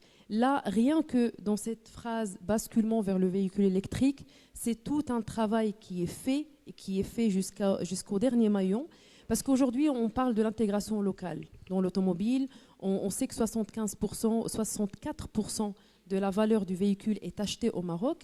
Maintenant, quid de ce qui va se passer dans le véhicule quand il basculera au véhicule électrique? Ce n'est plus les mêmes pièces, ce n'est plus la même structure du véhicule. Et là, on anticipe. Donc, on sait que dans le véhicule électrique, il y a la batterie qui va représenter à peu près 30% de la valeur achat du véhicule. Donc, on anticipe. Et là, on est dans la tactique. On est dans la tactique industrielle. Comment le pays se prépare à avoir de la batterie électrique au Maroc. Comment le pays peut biper dans les radars. Et là, c'est tout un travail qui est fait pour aller chercher justement toute la chaîne de valeur à partir du cobalt, à partir du manganèse, à partir du phosphate, pour remonter jusqu'à la batterie et biper dans les radars. Est-ce que ça veut dire là-dessus, juste avant de donner la parole à Hassan, que vous dites le véhicule électrique, c'est demain, voici aujourd'hui? Le véhicule électrique, c'est aujourd'hui. Est-ce que ça veut dire par rapport à l'expérience, retour d'expérience sur le véhicule traditionnel qui est produit, fabriqué avec des taux d'intégration a priori extrêmement élevés au niveau de Tangémed, est-ce que ça va être la même chose sur le véhicule électrique ou alors ça va être un autre modèle qui est en prévision? C'est un autre modèle et c'est un autre modèle où on sait ce qu'on doit aller chercher parce qu'on sait comment le véhicule va passer du thermique à l'hybride, à l'électrique. Donc on sait qu'est-ce qu'il y a dans chacun des véhicules et donc c'est un modèle qui est différent à chaque fois. Construction du premier véhicule électrique au Maroc en 2023, 2024, il y a un target? Construction du premier véhicule au Maroc est déjà faite, puisque dans l'usine de Kenitra Stellantis, on produit déjà la Citroën Ami et l'Opel Rox-i, véhicules exclusivement produits au Maroc et distribués à partir du Maroc vers le monde entier. Le deuxième véhicule, mais plusieurs modèles. Le deuxième véhicule viendrait chez Renault, qui va démarrer en octobre 2023 la production de la Mobilize Duo, qui est aussi un véhicule électrique. Entièrement électrique? Entièrement électrique, dans la même gamme que la Citroën Ami. Avec un taux d'intégration, on peut avoir une idée ou pas? Pas encore. Pas encore, c'est confidentiel. Moi je le connais, mais... Voilà, en tout cas, elle ne le dira pas aujourd'hui. Hassan peut-être. Et juste avant de donner le micro, comme je porte la casquette de l'industrie, Selhid a dit quelque chose qui m'a un peu irritée, je dois répondre. Ah, irritée carrément? Oui, parce que la commande publique... Non, irritée. Oui, irritée, elle l'a dit, elle l'assume, irritée. J'assume. Donc la commande publique doit justement faire appel à l'industrie nationale, mais l'industrie nationale doit être compétitive. On défend l'industrie, mais on défend une industrie nationale compétitive. On est capable de l'être. Il suffit juste d'avoir un marché durable, un marché dans le temps et l'industrie nationale peut être compétitive. Et avoir un capital marocain plus important, plus engageant dans l'investissement, c'est ça aussi, non? Quand on Exactement. prétend la commande publique, il faut aussi investir dans son pays. Exactement. Hassan, peut-être Oui, réagir par rapport à... Oui. En fait, moi, ce ne serait pas forcément pour réagir par rapport à l'industrie. Je crois que l'Alliance est souvent attendue dans ces moments-là, juste avant que le projet de loi de finances ne sorte, sur des propositions. D'accord ? On ne va pas aller dans le détail des propositions, parce que ce ne serait pas le forum, mais je pense qu'il est important de dire, en lien avec la discussion précédente, qu'il faut qu'on ait une capacité maximale d'investissement. D'où le fait que pour le pouvoir d'achat, il faille mieux orienter l'effort. Mais aujourd'hui, on a un certain nombre de réformes qui sont finalement toutes urgentes et que l'on doit réaliser simultanément. On n'a pas le luxe de pouvoir se dire ce mandat, on en fait une, et le mandat prochain, on en fait une deuxième. Je cite les deux dont a parlé le secrétaire général, l'éducation et la santé, la réponse à l'urgence au stress hydrique, la pérennisation des régimes de retraite, qui est un enjeu de très court terme, la transition énergétique, entre autres. D'accord ? Et pour cela, il faut avoir des capacités de CAPEX importantes. Aujourd'hui, on a un système fiscal qui est fortement concentré. L'informel fait que 8 salariés sur 10 sont en dessous des radars. Sur les 2 restants, le ministère des Finances annonce 60% qui sont exonérés. Il y en aura encore plus à partir de 2023. Donc, finalement, l'impôt sur le revenu est payé par un petit nombre. On arrive, le constat est le même au niveau des sociétés. On parlait des 2% qui payaient 80% d'hier. Je crois qu'au moment des dernières assises de la fiscalité, ce n'était plus que 0,8% qui payaient toujours 80% d'hier. Donc une concentration encore plus forte. Il faut sortir de l'élargissement de l'assiette comme étant un slogan. Il faut mettre en place des mesures effectives pour que l'effort de solidarité, et je crois que tout ce qui est en train d'être mené fera a priori qu'il y aura un regain civique, un regain de civisme fiscal, mais on ne peut pas éternellement penser qu'un salarié sur 10 qui paye l'IR c'est 50 milliards de dirhams. En fait, Hassan, vous êtes en train de dire que fondamentalement, le financement de notre croissance économique de 2023 ou 2024, en tout cas à partir de 2023, doit se faire en interne. C'est-à-dire que l'argent, il faut aller récupérer. Je dis à Serrachid qu'aujourd'hui, que ce soit l'impôt sur le revenu ou l'impôt sur les sociétés, il est payé par un nombre qui est microscopique, d'accord. L'IR, c'est 50 milliards de dirhams par an, et c'est en même temps, les 50 milliards de dirhams, c'est les 32 de la caisse de compensation et les 24 de déficit de l'ONE. C'est-à-dire que ce seul salarié sur 10 paye la bonbonne de celui qui en a besoin, et il est très content. Par contre, parfois, il paye la bonbonne de celui qui n'en a pas besoin et il est moins content. Et le pire, c'est quand il paye la bonbonne de celui qui n'en a pas besoin et qui fraude le fisc. Là, il n'est pas content du tout. Donc, il y a un sujet... Oh, absolument. Il y a ça qui doit être une rupture forte. C'est-à-dire que si on ne fait pas ces types de ruptures, on aura du mal à faire les ambitions que nous avons. Deuxième chose, sur ce point-là, si vous permettez, Hassan, est-ce qu'on peut faire ça en 2023 si on a un prix du gasoil et de l'essence à 15-16 dirhams, si on a une inflation continue des produits alimentaires autour de 20-25%, est-ce que c'est des mesures et des réformes, selon vous, qui pourraient être mises en place et effectives en 2023 ? C'est-à-dire qu'en 2023, fiscalement, on peut faire en sorte que plus de gens, on ne va pas du jour au lendemain inverser la tendance, mais on ne peut pas en faire seulement un slogan. Et on se retrouve dans une situation où la concentration augmente d'année en année. Donc on ne peut pas dire oui, on fait ça, mais on élargit l'assiette, alors que la réalité est tout autre. Deuxième chose, c'est qu'au Maroc, on sait taxer les flux, c'est-à-dire le travail, quand il y a un salaire, on sait le taxer, les profits d'une entreprise, la consommation, on sait taxer ça. On ne sait pas taxer la matière inerte, le patrimoine. Peut-être qu'aujourd'hui, quand on voit l'étendue des chantiers qui nous attendent, peut-être qu'il faut aussi réfléchir à de nouvelles poches, parce que quand on a les mêmes impôts, si on a plus de rendement fiscal, on va aller chercher 2, 3, 5, 10% de rendement de plus. Mais si on a de nouveaux impôts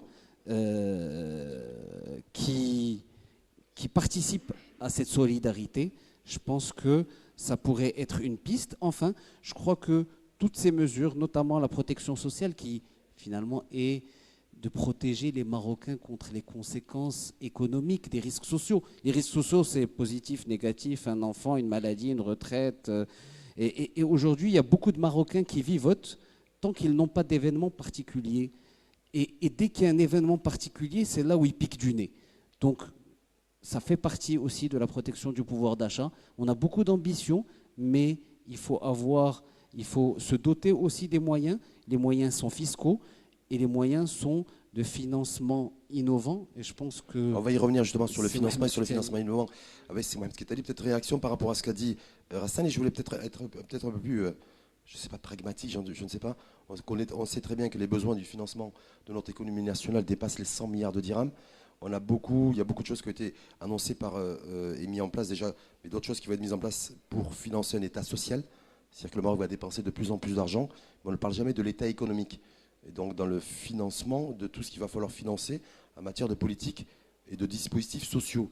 Est-ce que là-dessus, selon vous, Mohamed Ketali va se montrer ingénieux et innovant en 2023 ? Sans aucun doute. Sans aucun doute. Mais il y a déjà, il y a des mesures qu'on peut qualifier d'ordre fiscal et des mesures qui sont non fiscales. Micro, s'il vous plaît, merci. Des mesures non fiscales. Hassan a parlé tout à l'heure de... Je voulais simplement revenir, mais très rapidement, sur l'informel. Je pense qu'on n'y échappera pas. On n'y échappera pas. Tout le monde s'accorde à dire que plus ou moins, ces 30%, ça représente 30% du PIB. Le PIB, si on est à 115, 120 milliards de dollars, si vous prenez 30%, on est entre 350 et 400 milliards de dirhams, qui sont un peu... non fiscalisés ou peu fiscalisés, appelez ça comme vous voulez. Donc on ne peut pas rester comme ça. Moi je ne parle pas de l'informel vivrier. Les gens qui sont sur les 50 dirhams au jour le jour, etc., on comprend parfaitement. Mais il y a un informel plus structuré, plus volumineux, plus architecturé. Et je pense qu'il faut peut-être aller chercher des choses là. Et ça fait un moment qu'on en parle, c'est un vrai serpent de mer. Je pense qu'il va falloir s'y attaquer. Alors, ce que ne dit pas son nom, l'informel, c'est que l'informel est une niche fiscale. L'informel est une dépense fiscale. Ce n'est inscrit nulle part, il n'y a pas d'échéance, mais c'est la réalité. Ce qui me fait parler aussi de la niche et de la dépense fiscale. Aujourd'hui, nous sommes sur à peu près 30 milliards de dirhams. Bon an, mal an. Grosso modo, un cinquième va à l'immobilier, un autre cinquième va à tout ce qui est retraite, épargne, etc., l'export, la pêche. Bon, avec ça, on a fait pratiquement 75%.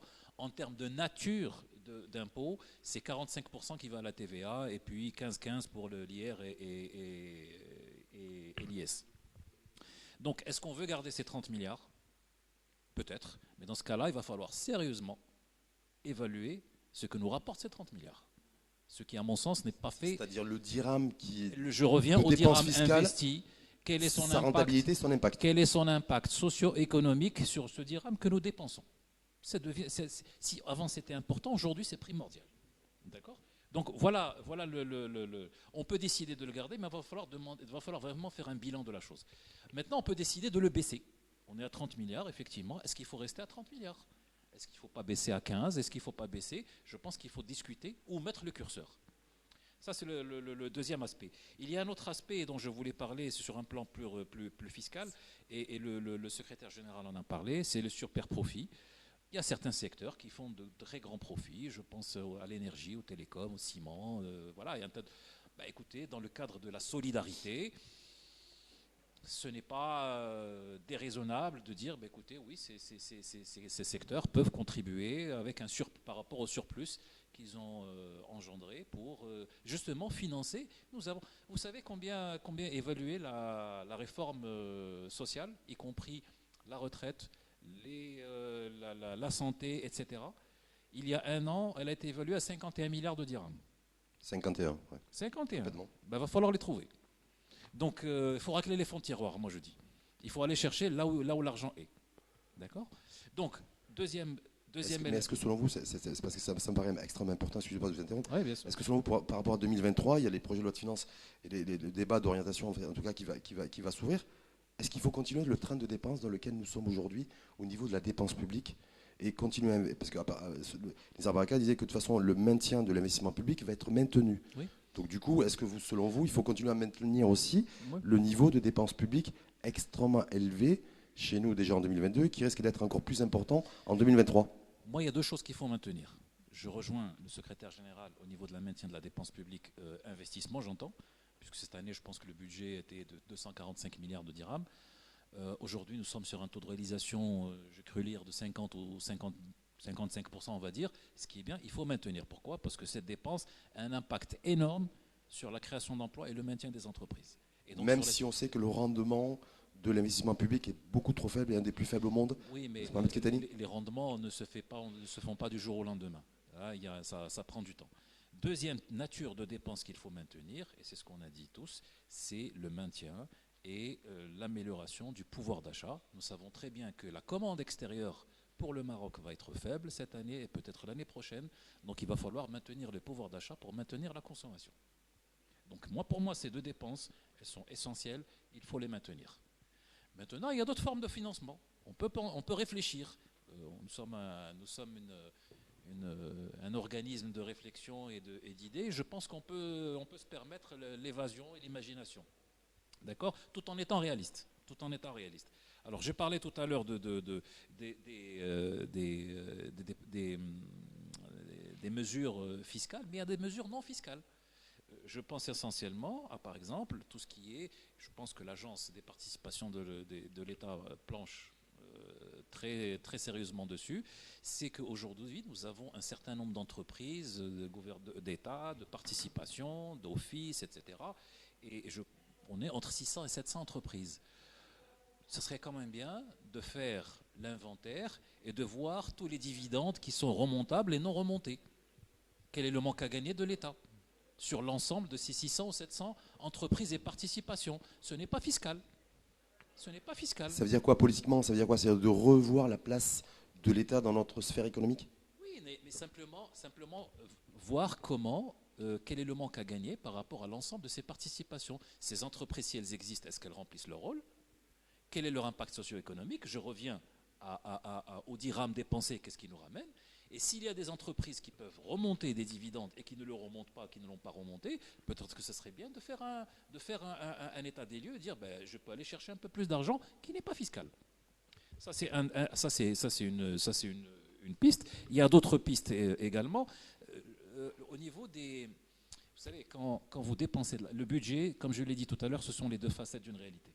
C'est dépenses et recettes. Quand vos dépenses dépassent vos recettes, vous allez vous endetter.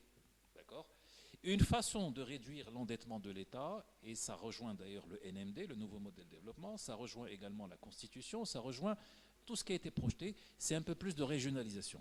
C'est voir comment et faire en sorte que les collectivités territoriales, je pense aux régions et je pense aux mairies qui sont d'une certaine taille, comment est-ce qu'elles peuvent elles-mêmes se lancer dans les projets et les financements qui sont de leur propre prérogative, transport public, généralisation de l'Internet, etc., etc. Comment est-ce qu'elles peuvent l'entamer elles-mêmes, mais aussi le financer par leurs propres moyens. Et ça réduit la pression sur le financement de l'État en tant que dette souveraine. Donc on peut aller un peu plus dans ce sens-là. C'est-à-dire vers une fiscalité à la carte territorialisée, régionalisée, c'est ça que vous êtes en train de dire? Absolument, mais aussi donner la prérogative et faire en sorte qu'un certain nombre de chantiers, plutôt que de les faire faire par l'État, les faire faire par la région. Et les gens, je donne un exemple. Avec un transfert de dotation, parce que les régions vont vouloir... Même l'endettement. Oui. La région de Casablanca a levé récemment avec la SFI 1 milliard de dirhams. Je trouve que c'est un bon exemple, il faut peut-être le suivre. Peut-être les capacités financières, oui, d'ailleurs le président de la région de Casablanca ne sont pas les capacités financières des 11 autres régions. On n'est pas obligé de lever chacun 1 milliard, on relève chacun en fonction de sa capacité de remboursement. Peut-être juste un dernier petit mot avec vous, Kenza Alaoui, pour rester sur la fiscalité territorialisée, régionalisée, c'est un petit peu l'idée. Je crois que là vous êtes en plein sur la mise en route le développement de zones industrielles un petit peu partout sur l'ensemble du territoire. Est-ce qu'il y a peut-être aussi l'idée, alors je ne sais pas si ça commence à phosphorer ou pas, je suppose que oui, sur une IS régionale, aussi d'un point de vue industriel aussi, pour faire en sorte que on n'ait pas une hyper concentration aussi de l'activité industrielle sur 2-3 régions maximum. Question difficile. Question difficile, pourquoi? Parce que en tant qu'industriel, nous, notre vision, c'est vraiment envoyer l'industrie de manière équitable dans les régions. Aller rentrer dans l'IS de l'entreprise, je pense qu'on va commencer à rentrer dans leur comment on dit ça, dans leur organisation interne, sachant que dans l'industrie, n'oublions pas qu'il y a des groupes qui se trouvent un peu partout au Maroc, qui peuvent se trouver à Kenitra, à Meknes, à Tanger. Donc, de mon point de vue, il faut les laisser libres sur ce point-là. Par contre, les pousser vers les régions, les pousser vers... c'est ce qu'on fait, par exemple, dans quelques industries où on a des groupes qui se trouvent sur l'axe Casablanca-Tanger, qu'on commence à faire rentrer dans les territoires, et on leur demande de laisser l'axe Casa-Tanger, par exemple, pour de nouveaux marchés qu'ils vont gagner, histoire d'utiliser des usines qui sont déjà comment dire, déjà physiquement installées et qui voilà, avec incitation. Déjà rentable, exactement. Avec incitation ou pas? Avec incitation, bien sûr. Et l'incitation dans les régions est plus importante que l'incitation sur l'axe Casa-Tanger. Il y a aussi autre chose dans les régions. On le voit différemment. Par exemple, si vous avez remarqué hier dans la banque de projets, les nouvelles fiches projets qui ont été lancées hier, au nombre de 96, dedans, il y a des fiches où on parle beaucoup de la valorisation des ressources naturelles. Et là, on invite les régions à les regarder de très près, parce que c'est un coup de pouce qu'on donne justement à la région. L'industrie peut aller là où il y a de la ressource, peut aller transformer la ressource dans la région et peut l'exporter à partir de la région. C'est comme ça comment on voit vraiment l'équité régionale. Et que les régions pourront être autonomes pour financer leurs services publics. Cher Hassim Mohamed Kitani. Hichem Lhaït, si on était sur les régions, sur les territoires, approche territoriale, est-ce que 2023, au moins 2023, pensez pas 2024, ça risque d'être difficile au niveau de la croissance économique mondiale? Est-ce que selon vous, il faut se concentrer sur le développement, en tout cas essayer de trouver des relais de croissance sur l'ensemble des territoires et se concentrer à ce niveau-là? Clairement, mais bon, ça va dépendre aussi de l'industrie. Vous ne pouvez pas faire une industrie exportatrice, la faire dans une ville comme Fès ou Meknès, vu l'impact du transport en input et en output. Moi aussi, il faut réfléchir aussi à un SMIC régional pour inciter aussi les investisseurs à aller sur des régions comme Safi, comme Essaouira, comme Figuig, comme a dit monsieur le secrétaire général tout à l'heure. Ça peut aussi inciter les investisseurs à aller vers des régions comme ça où la qualité de vie est meilleure et en tous les cas le besoin en pouvoir d'achat est plus faible que des métropoles comme Casablanca. Parce que j'ai cru comprendre que l'axe Casablanca-Kenitra concentrait plus de 50% de l'industrie hors industrie, on va dire, minière, concentrait l'essentiel de l'industrie marocaine. Donc ça, ce sont des réflexions. J'aimerais vous dites réfléchir aussi, pas qu'à la fiscalité régionale, mais à un SMIC régional. Ça veut dire quoi? De jouer la carte aussi du SMIC low cost dans les régions pour attirer, rendre plus attractifs les territoires? Non, on a donné une incitation fiscale sur l'IR pour les gens qui vont s'installer dans des régions, on va dire, où il y a très peu de concentration industrielle. Je pense à Safi. Safi, je pense que dans les années 70, faisait partie du top 5 des villes les plus industrialisées du royaume. Mais aujourd'hui, c'est une ville qui est sinistrée de bout en bout, alors qu'il y a une structure qui appartient à Sa Majesté, qui continue à exister, qui est leader, par exemple, dans le film agricole, qui est la CCT, qui continue à exister. Donc, il y a bien une résilience et un vivier de main-d'œuvre existante là-bas. L'autre question concernant la fiscalité sur les super profits, c'est que vous avez oublié les compagnies maritimes. Alors, les compagnies maritimes, c'est ostentatoire les profits qu'ils font actuellement. Et là, quand on parlait de souveraineté aussi industrielle, il est impensable de pouvoir aujourd'hui défendre de l'export sans compagnie maritime nationale. Ça, c'est quelque chose qui est exclu parce que on voit de jour en jour des surtaxes qui arrivent. Là, j'ai cru comprendre que MSC va surtaxer de 400 ou 450 $ certains pays pour l'export par conteneur. Dont le Maroc. Dont le Maroc, oui. Donc, cette souveraineté-là, il faut à un moment donné ou à un autre, il faut lui donner tous les arcs, toutes les cordes à son arc pour pouvoir s'affirmer et se développer. Donc ça aussi, c'est des réflexions qu'il faut aussi avoir. Rassan, je demande un dernier petit tour parce que ça fait déjà plus de 35 minutes, 40 minutes. Tu as imparti, il y a les questions aussi à la salle pour l'interactivité. Une recommandation, en tout cas la vôtre, pour le projet de loi de finances 2023, quelle serait-elle si vous aviez une recommandation à exprimer? Compliqué. Ah bon?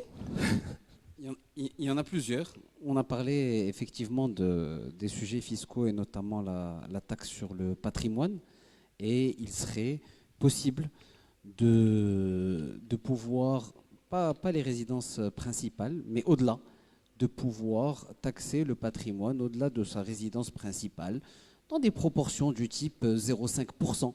Pas de quoi fouetter un chat, mais comme ça serait un nouveau vivier d'impôts, ça pourrait avoir un rendement intéressant pour pouvoir, comme je le disais tout à l'heure, financer les réformes et la solidarité. Donc taxer le patrimoine. C'est Mohamed Ketani.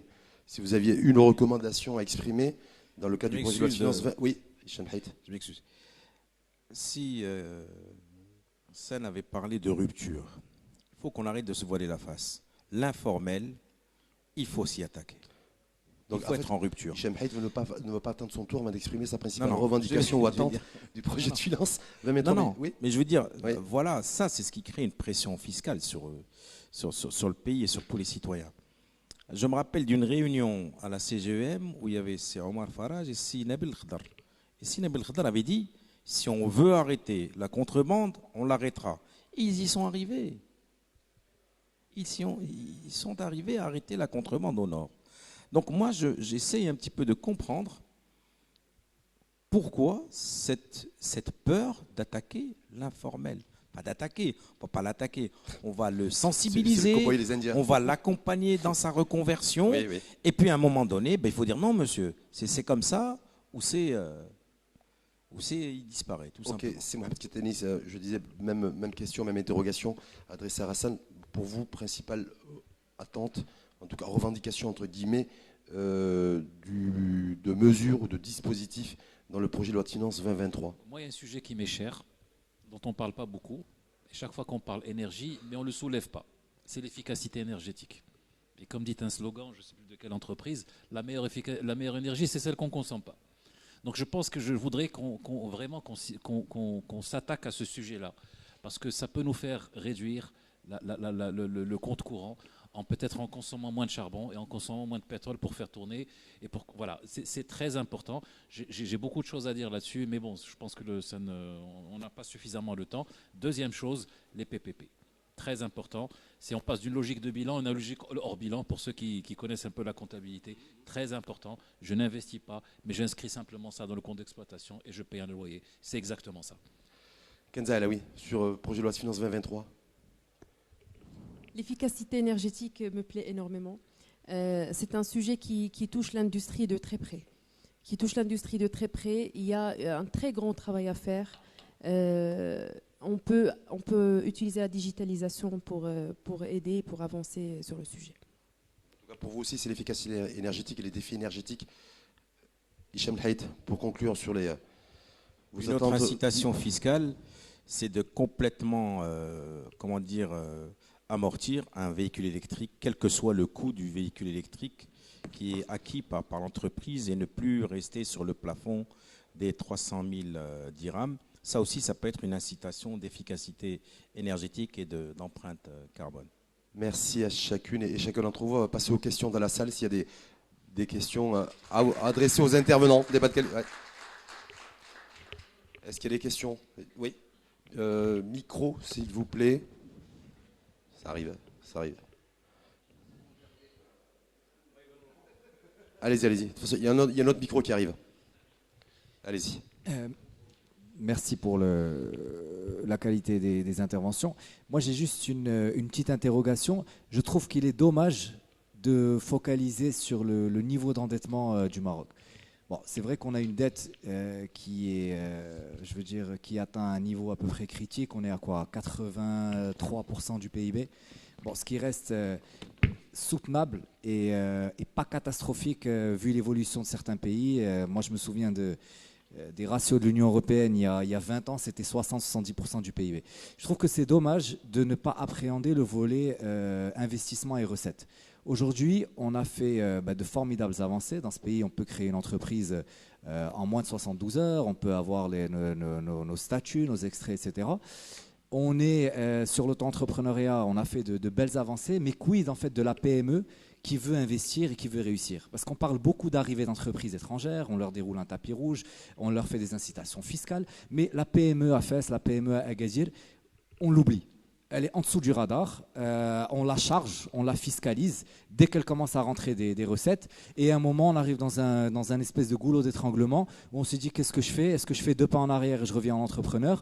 Ou est-ce que je continue d'investir seul jusqu'à ce que je trouve le chemin de la croissance? Et là, je trouve que l'État, il est défaillant dans cet investissement-là. On devrait plus investir sur les PME, on devrait plus les accompagner sur du matchmaking avec des nouveaux marchés. Et plutôt que de les taxer au début, et de les étrangler, on devrait les taxer encore plus tard, mais avec une rétribution juste et équitée, celle d'avoir investi et de récupérer ce sur quoi on investit. Non, je ne parle pas d'investissement sur la PME, je parle d'alléger la contrainte fiscale sur la PME. C'est différent.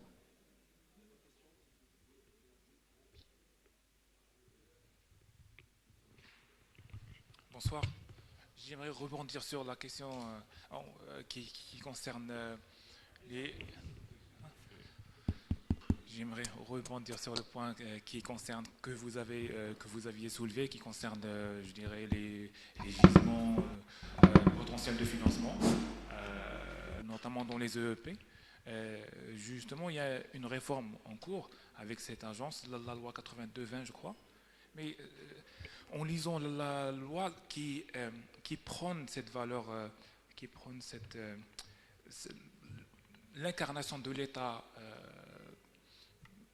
actionnaire, c'est-à-dire qu'au lieu d'avoir une multitude des acteurs, on centralise. Il y a au niveau de cette même loi une instance consultative qui devrait conseiller le chef de gouvernement en matière de politique, je dirais de privatisation, de portefeuille, de gestion de portefeuille. Alors nous avons une agence, nous aurions une agence qui conseille le ministre chargé des Finances, parce que l'agence, elle ne fait pas la mise en œuvre, elle conseille, elle fait des études, et en même temps nous avons une instance consultative qui conseille le chef de gouvernement. Est-ce qu'il n'y aurait pas un risque de justement une multitude d'acteurs dans cette réforme qui se veut fédératrice, je dirais. Et simplificative. Autre question, s'il y a éventuellement une troisième question. Plus question d'ailleurs, interrogation que commentaire éventuellement. Oui, non? Non? Sur la question qui a été posée sur la PME, sur le fait que l'État ne ferait pas suffisamment, en tout cas pour créer les conditions favorables à la création, au développement et à l'épanouissement matériel de la PME. Qui c'est qui s'y frotte? Kenza? Je peux répondre à la première partie, qui est la création et le développement de la PME. Donc pour la création et le développement de la PME, nous avons plusieurs mécanismes pour accompagner la PME. On a même la task force souveraineté qu'on a aujourd'hui au sein du ministère de l'Industrie et dans lequel nous avons des partenaires de différentes institutions publiques et différents ministères. Nous accompagnons la PME depuis le départ, depuis le business plan jusqu'à la construction et puis le démarrage de l'usine avec un accompagnement et sur le terrain, sur les autorisations, sur le financement, sur la subvention de l'État, sur la formation et même sur l'accès au marché. On a été plus loin pour travailler sur un sujet sur l'innovation, pour accompagner la PME. C'est-à-dire qu'on peut maintenant aller accompagner la PME depuis la phase de brevet. On peut accompagner pour le dépôt de brevets, on peut accompagner pour le développement de la R&D, pour industrialiser justement ce projet, et on va jusqu'à la phase pilote avec le démarrage de l'usine. Donc là-dessus, tout est déjà en place. La nouvelle charte d'investissement prévoit un plus pour les régions. Donc la PME aura ce pourcentage supplémentaire en fonction de la région où elle va se placer. Et on va même au-delà. On travaille aussi sur l'autonomisation des femmes. Donc en fonction du taux de féminisation de l'entreprise, là aussi il y a un surplus aussi qu'on pourrait rajouter à la subvention de l'État. Donc investir la mixité pourrait être rentable, c'est ça? Tout à fait. Maintenant, sur la partie fiscalité, c'est Mohamed Ketani. Sur la fiscalité, il y a une fiscalité de la PME, hein, vous le savez. L'IS n'est pas le même à partir du moment où ça va. Oui, mais il y a d'autres mesures, d'autres mécanismes concernant la PME. Mais je ne suis pas sûr qu'il y ait un lien entre l'endettement de l'État et sur les 83% que vous avez soulignés et les facilités qu'on peut donner, à la limite peut-être la relation avec la banque, comment on fait pour garantir ça, oui, il y a une CCG qui intervient, il y a là une PME, etc. Il y a tout un programme avec la Caisse centrale de garantie. Ça, oui, on peut effectivement débattre de la chose. Est-ce qu'il y a un accès au financement ou pas? Comment on fait? L'apport en fonds propres, etc. Mais le budget de l'État en tant que tel et le financement de la PME, à mon avis, il n'y a pas de lien direct. Voilà, c'est la précision que je voulais avancer. Par rapport à la question... Oui. Non, oui, justement, oui. Par rapport à la question de tout à l'heure, moi j'avais parlé simplement d'aller racler les fonds de tiroir. Je n'ai pas encore de détails par rapport à l'agence qui est toute récente, etc. Donc je dis simplement que nous avons un stock d'entreprises qui existe, d'accord. Si vous prenez les statistiques, si vous enlevez l'OCP, Bered El Mghreb, etc., qui enlève sur un certain nombre d'entreprises et d'offices qui se comptent sur le bout des doigts, les autres sur les 600 ou les 700 qui existent, moi, personnellement, je ne vois pas beaucoup. Donc, ce que je dis simplement, est-ce que sur toutes ces entreprises, il n'y a pas moyen de faire remonter un peu plus que ce qui remonte aujourd'hui? Voilà, c'était ça le... Merci à Mohamed Ketani, merci à Kenza Alaoui, merci à Rassan Oshrafi, merci à Hichem Bhaït et merci à vous. C'est les ceux aussi qui ont fait du monde et qui sont restés à une heure aussi tardive. Merci aux organisateurs, à l'Alliance des économistes istiqlaliens. Merci à Nizar Baraka qui nous a fait un exposé large et sur tout ce qui a pu être mis en place par cet exécutif. Ça serait bien aussi que d'autres peut-être responsables de ce gouvernement prennent la parole aussi pour aussi s'exprimer sur ce qui a été fait ou ce qui en tout cas sera amené à être fait en 2023 pour préparer ou prémunir en tout cas le Maroc de facteurs exogènes et d'imprévisibilité dans ce monde d'incertitude. Merci à vous, à toutes et à tous.